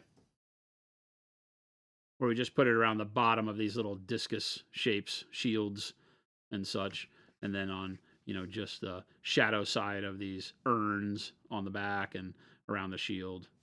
So you can control it to some extent when the shape allows you to. On shapes like this, because I want to go fast, just dump it on there, right? Let it do what it wants to do. Deal with it later.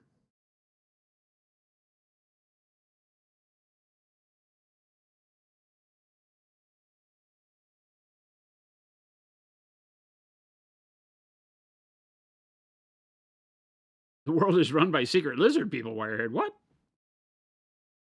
Gotta ask. Well, I'm not sure what color gold corrodes with black. Yeah, gold is like black. Silver is black. Can be blackish brown. A lot of it has to do with, like, you know, the dust and nature of the dirt and stuff where it was stored, right? Because dust is a big contributor to that as far as the material that turns the color.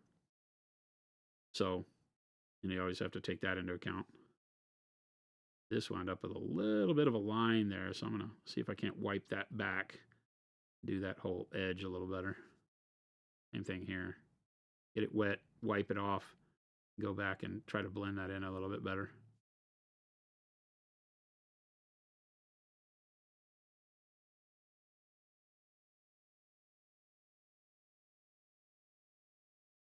Verdigris is copper, and bronze, because of the copper content, will have a little bit of verdigris, but it really depends on the copper versus tin, right? And not much else that I know of. Are there other copper alloys I'm not thinking of? Then possibly. But by and large, copper is where you see verdigris. But it is such a cool effect that putting it on other things is just a great way to bring interest to the model. So don't let reality ruin a good time. If you're interested in adding some depth and color and things like that, unless you're doing it for like a historically accurate, painting competition or something where everybody's going to yell at you. The rivet counters are going to come out in force and say, but actually, then maybe you need to follow the rules. But outside of that, I don't think it's really a big a deal.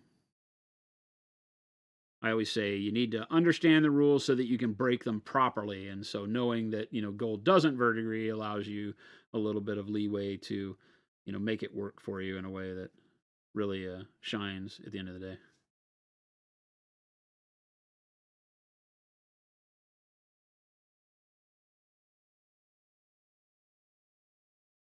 A little bit of a wet brush to break up some of these hard lines I'm getting because I'm just kind of going too fast here. But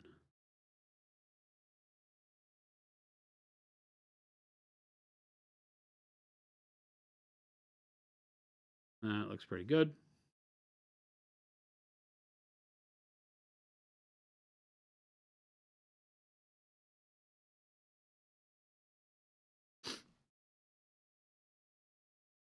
You have a unit of 40k grots, or a few of them are wielding Thompson 45 submachine guns. There were some really fun grots from like third parties and stuff that had really fun crap like that. The 24 karat gold you buy on Timo will have tarnish. It'll be copper. It'll be gold clad copper. So it'll have verdigris. Is that what you're saying? You can see that. Put a lot on there. And before it has a chance to set up, clean your brush, come back and kind of use the brush to squib the paint along the edge so that you can make sure that it blends a little bit better.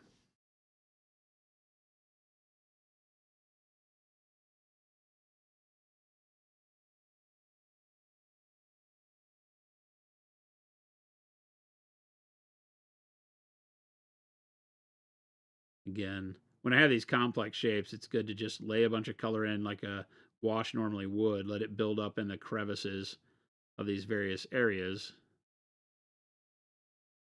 right? Like so. Then clean my brush real quick.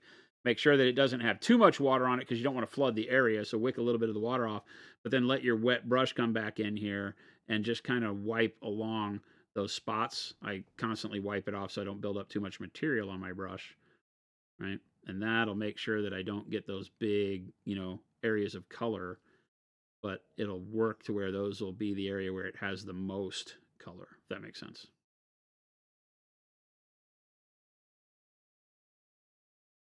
Help blend everything a little bit.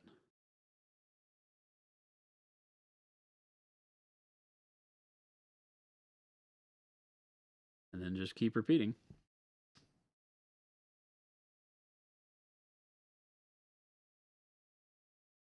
Allows you to get the wash on there kind of messy. You can just kind of put it where you want the buildup to be. Again, just go clean the brush, wipe it on the paper towel a little bit, and then use it to blend it into the area. You're not really blending it to the gold because the gold's not wet anymore, but you really are.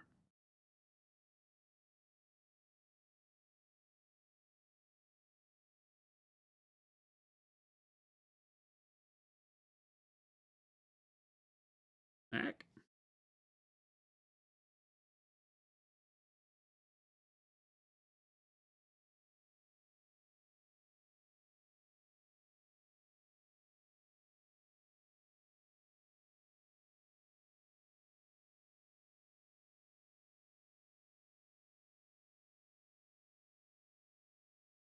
we already know we have to come back and do this black area again on these scythe hands here because it's getting paint from the metallic and the wash all over it. So not intended to be a glow effect by any means. I just want it to kind of be nicely blended in there. That works.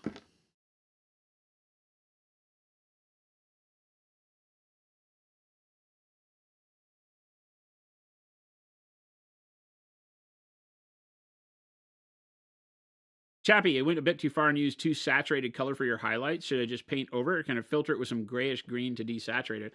If you filter over if your highlights are too bright, then you can filter it over with the color you used before the highlight or just your mid-tone and then redo them. And depending on if you're using dark colors in your mid-tone, if you were to filter it over just the highlight, will keep it from darkening up the rest of the stuff. So use a thin version of it, glaze it over just the highlight area as much as you can, and see how it affects the area around it so that you don't darken up the rest of the model too much. Because if you continue to glaze over, like say you built it up in, black, gray, white, the white was too bright. If you filter over it with black, you're going to darken everything back up. Take the gray, filter it over the white, and see what happens if that brightens it up, or maybe that'll get you your perfect highlight at that point if you thin it enough. But if you get the gray over the gray itself, then it makes the gray darker, and it might change the composition of your whole piece. So I always say start with the glaze just in the area that you're trying to fix, in your case, the highlights.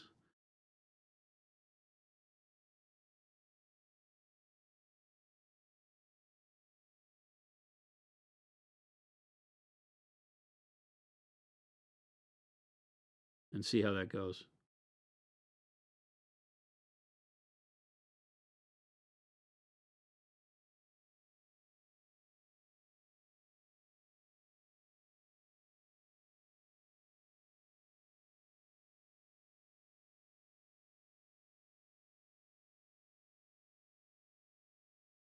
Not a problem.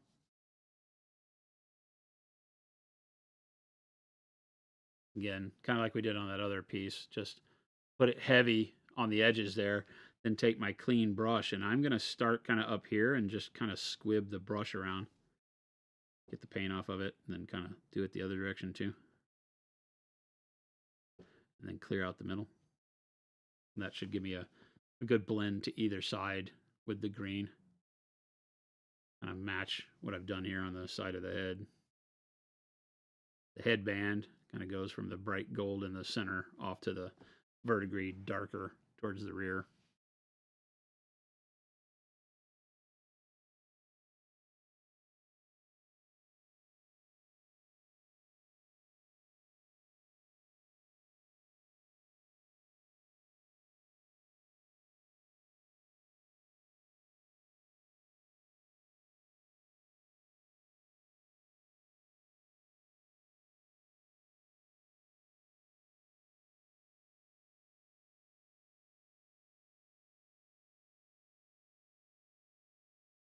Always have faith in the finger smudge as well. Great blending tool. You were born with it. Even though, Noosh works this way where you would take it and say, put it on this entire surface and then wipe it off. When the glaze wash medium is wet, you can do the same thing. It has a more drastic effect, but you can do the same thing. So if you are ever worried about, oh God, that didn't blend quite the way I wanted to, just kind of, move it with your finger. And you can see I moved it all the way off of that. So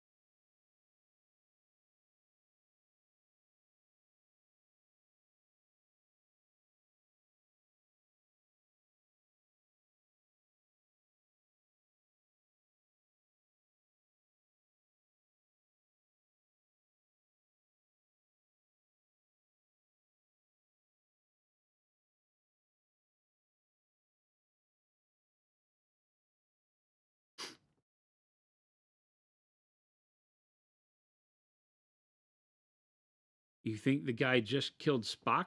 The green? Is this green blood? Is that the narrative we're going with? Very, very dark.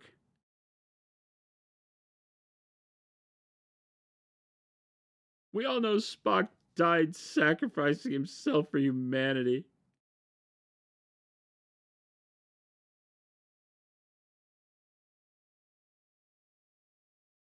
Do we know? Did Spock just die of like old age? What how did Spock he did, right?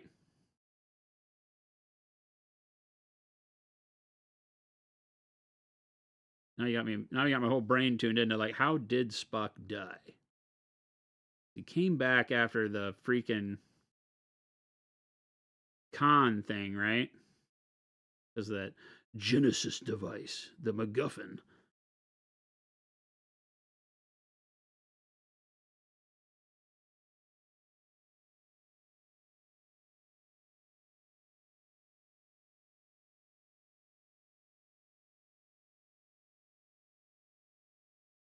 Well, Leonard Nimoy died, so Spock died because the actor that played him died. That's not true. He came back in J.J. Abrams' movie.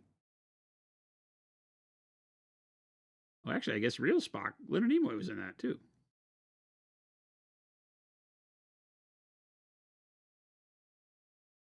There was a. Did anybody see the one that was like the fanfic film or whatever that? Or maybe it wasn't fanfic. It had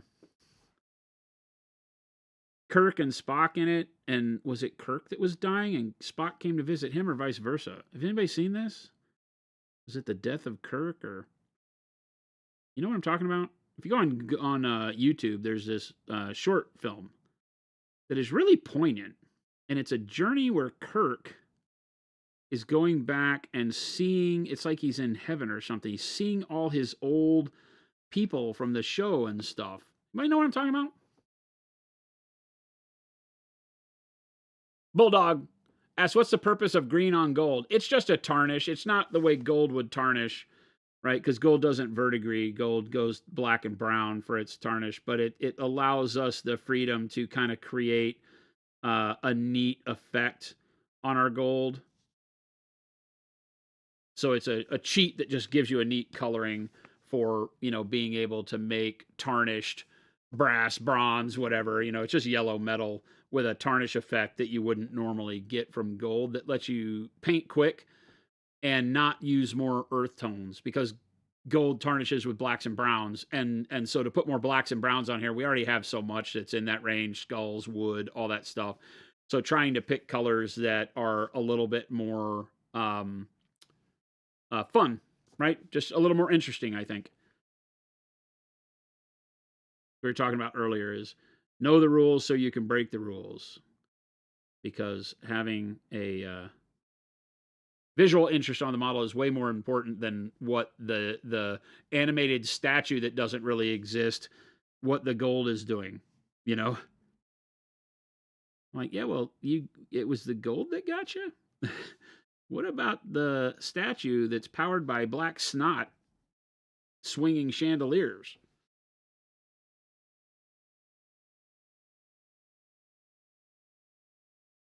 Patina, if you want to sound bougie. It's a verdigris patina. Slight patina of the hot rod industry, started doing it. It's got a patina of rust on my rat rod. I was like, no, it's just bad paint. Had guys and gals in the hot rod scene, all trying to figure out like how much grapefruit juice should I put on the paint to get it to flash rust so that I can make my rod into a rat rod. Is the answer that much? About that much?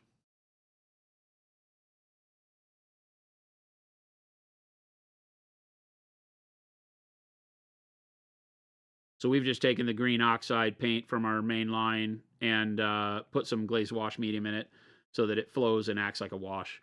to give it this green filter. And then I'm just nudging it because we have a lot of complex shapes here, and I want to make sure that it really just kind of builds up in the recesses and midtones, and not too much on just the main surface of the gold.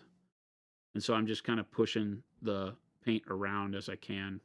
I'll clean it off on my thumb so I have less material, and then kind of wipe so that it'll move the green into recesses.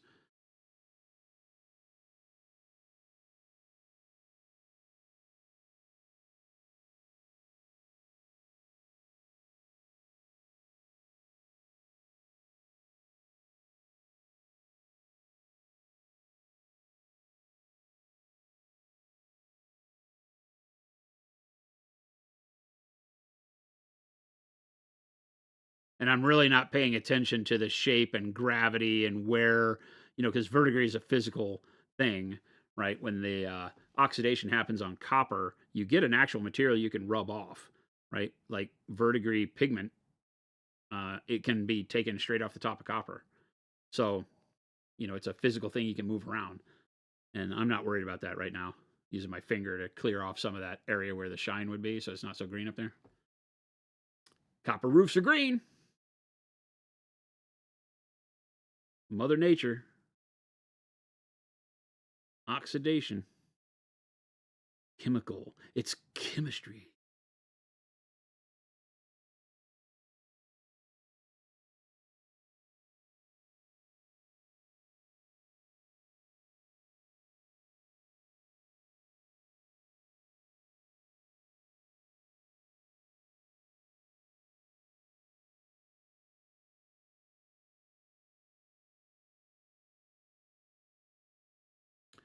Or a good quick once over, though. That gives us a really neat look.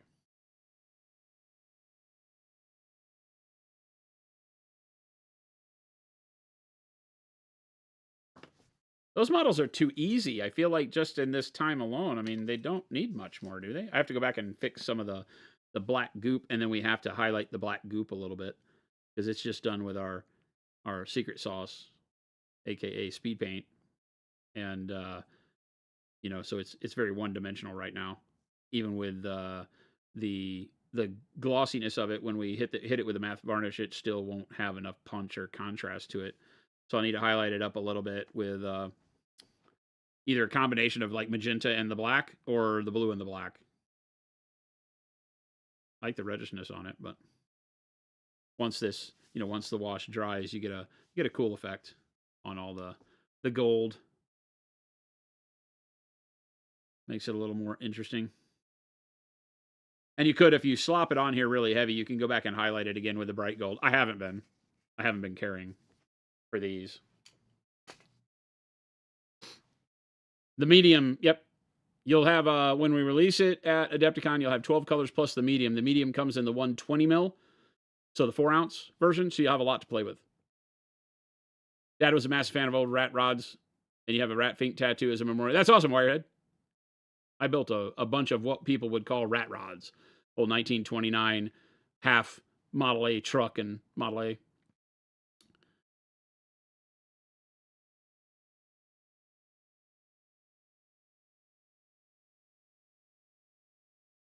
But yeah, we'll do the medium for sure. All right, gang, that worked out pretty good. That was pretty quick. Again, these are all repaints. So if you're joining in late and don't know what the hell's going on here, these are all model repaints for an army that we bought that was already pre-colored with its base coats. And in some cases, what was, felt sort of finished, but was more like this. So I like the stone color. So we've kept that intact and just brightened it up with some dry brush. I do need to go back with the brush and do edge highlighting on this to bring out the cracks and stuff. We'll do that with the bright warm gray as well, the same color we dry brushed the stone with. But the way it was delivered to us was like this. So, just washes and speed paints and things like that. And then we've taken the time to go in and use those base coat colors. We didn't prime it or strip the paint. We just used the colors on the model to turn it into something that, had a little bit more depth, a little bit more complete. and showing you how very quickly you can turn a cheaper army that you can get that's already built and get yourself into a game, whether it's a kill team squad or a full 2,000 point army for Conquest like this, and then you can work on it piece by piece, and you can start turning it into stuff that looks pretty cool. So I am fan. Did I turn this off again? No, I didn't. Where's my mouse? Voice mouse. Oh, like this. Boom. Yeah, so now we've got some models coming to life here.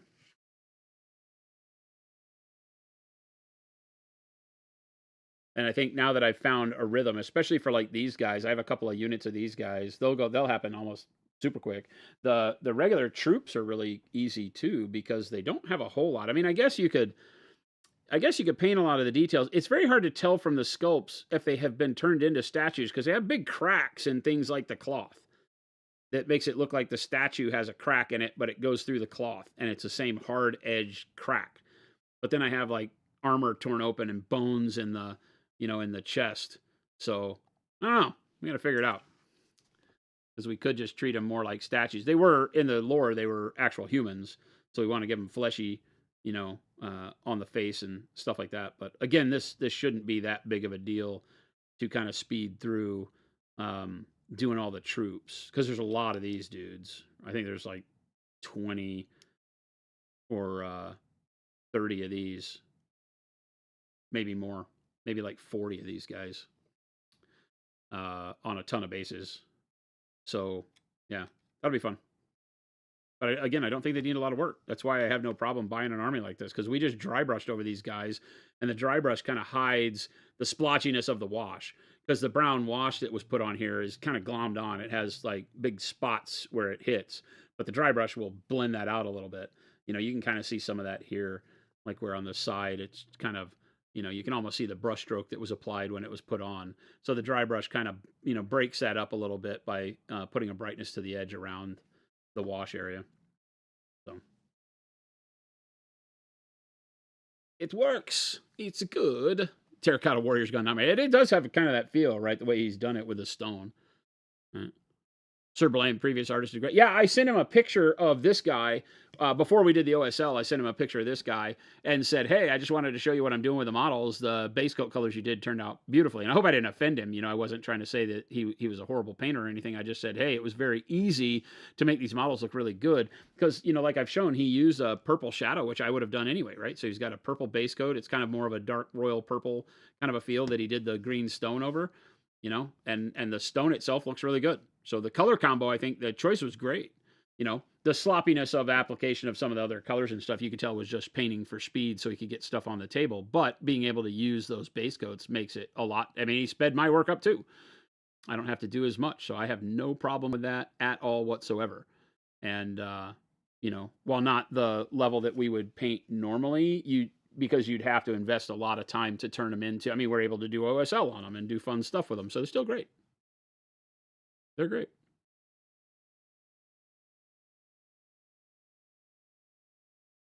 Did they comment? Oh, he thought it was really good. He couldn't believe it was his army.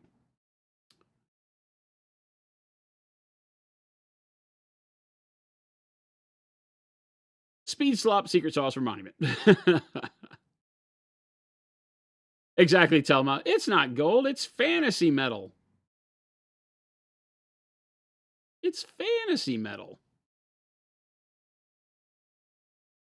No, I think he enjoyed seeing the army going into good hands. He said he was excited to see it when it was done. So I'm hoping to do it justice and finish it up. It's really good. See that green tarnish work? It just works so good, right? Just gives it that slight green, not so heavy like copper and like looking at the Statue of Liberty is the color of the Statue of Liberty is because she's copper clad, right? And so whenever we look at this, it just gives it a neat feel to all of the gold that makes it a little bit more interesting. Like I said, you could use just about any color here. You could do this in purple if you wanted to, and get some neat coloring to it as well. But I thought the green looked good to the kind of faded green-ish blue that is the stone. To put the jade on it, kind of pulled that coloring out. So worked pretty good. Lady Liberty's mean little sister. Yeah, something like that. I don't know what they are. I really don't know a whole lot about this faction. They just have cool models. This is the undead faction. And by undead, there's some like animated statues, obviously, and then undead dudes. Because there was a bunch of undead humans. They got killed by a god. But everybody, thank you so much for hanging out with us. Congrats to our winner for today. Remember, we are, throughout the course of 2026, doing a giveaway each week. We will have more announcements over on the Discord. We're going to get the system built up to where you can go sign up for the giveaway outside of stream whenever you want, and have your input in there all the time, and you'll get more entries into the giveaway in the future for doing things like making sure you follow us on Facebook and Discord and all that kind of stuff. So we'll have multiple entries that will stay with you through the year. So eventually, if everybody signs up on everything, everybody will be equal. And we'll be doing a giveaway every week. We will not know what day the giveaway is on until the morning of the giveaway. So a little bit of game playing with you, where you have to pay attention to socials and listen for the announcements when the giveaway will happen. And then on that stream, we'll give away some cool stuff. Today, we gave away an intro set and a texture trainer frameable of the winner's choice, which is a lot of fun. But every week might be something different. It's not going to be the same, and we won't know until the day of what we're giving away. So stick around. Hopefully, you'll win something. Thank you so much for hanging out, watching some paint dry. Remember, we do this from Monday through Friday from 2 p.m. to 4 p.m. normally. Tomorrow will be a little bit different. I will not be here at the 2 p.m. slot. Chris is going to be working from this studio, getting all the equipment, software, and firmware updated.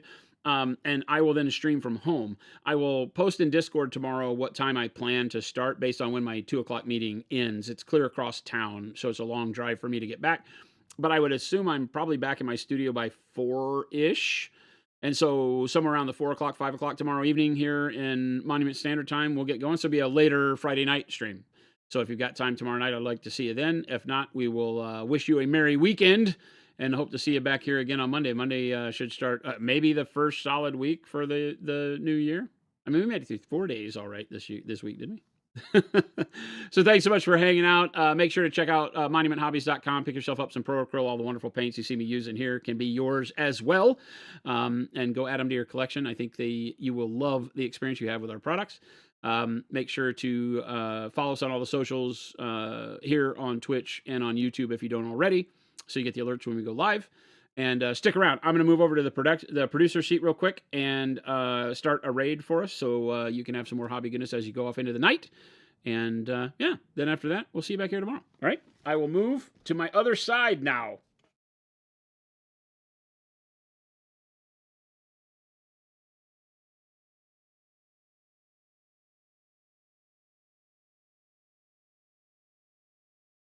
This is the part where I say, Chris, I'm touching all your things. Oh yeah, Chris, I'm touching your stuff. My nuts are on your camera controller.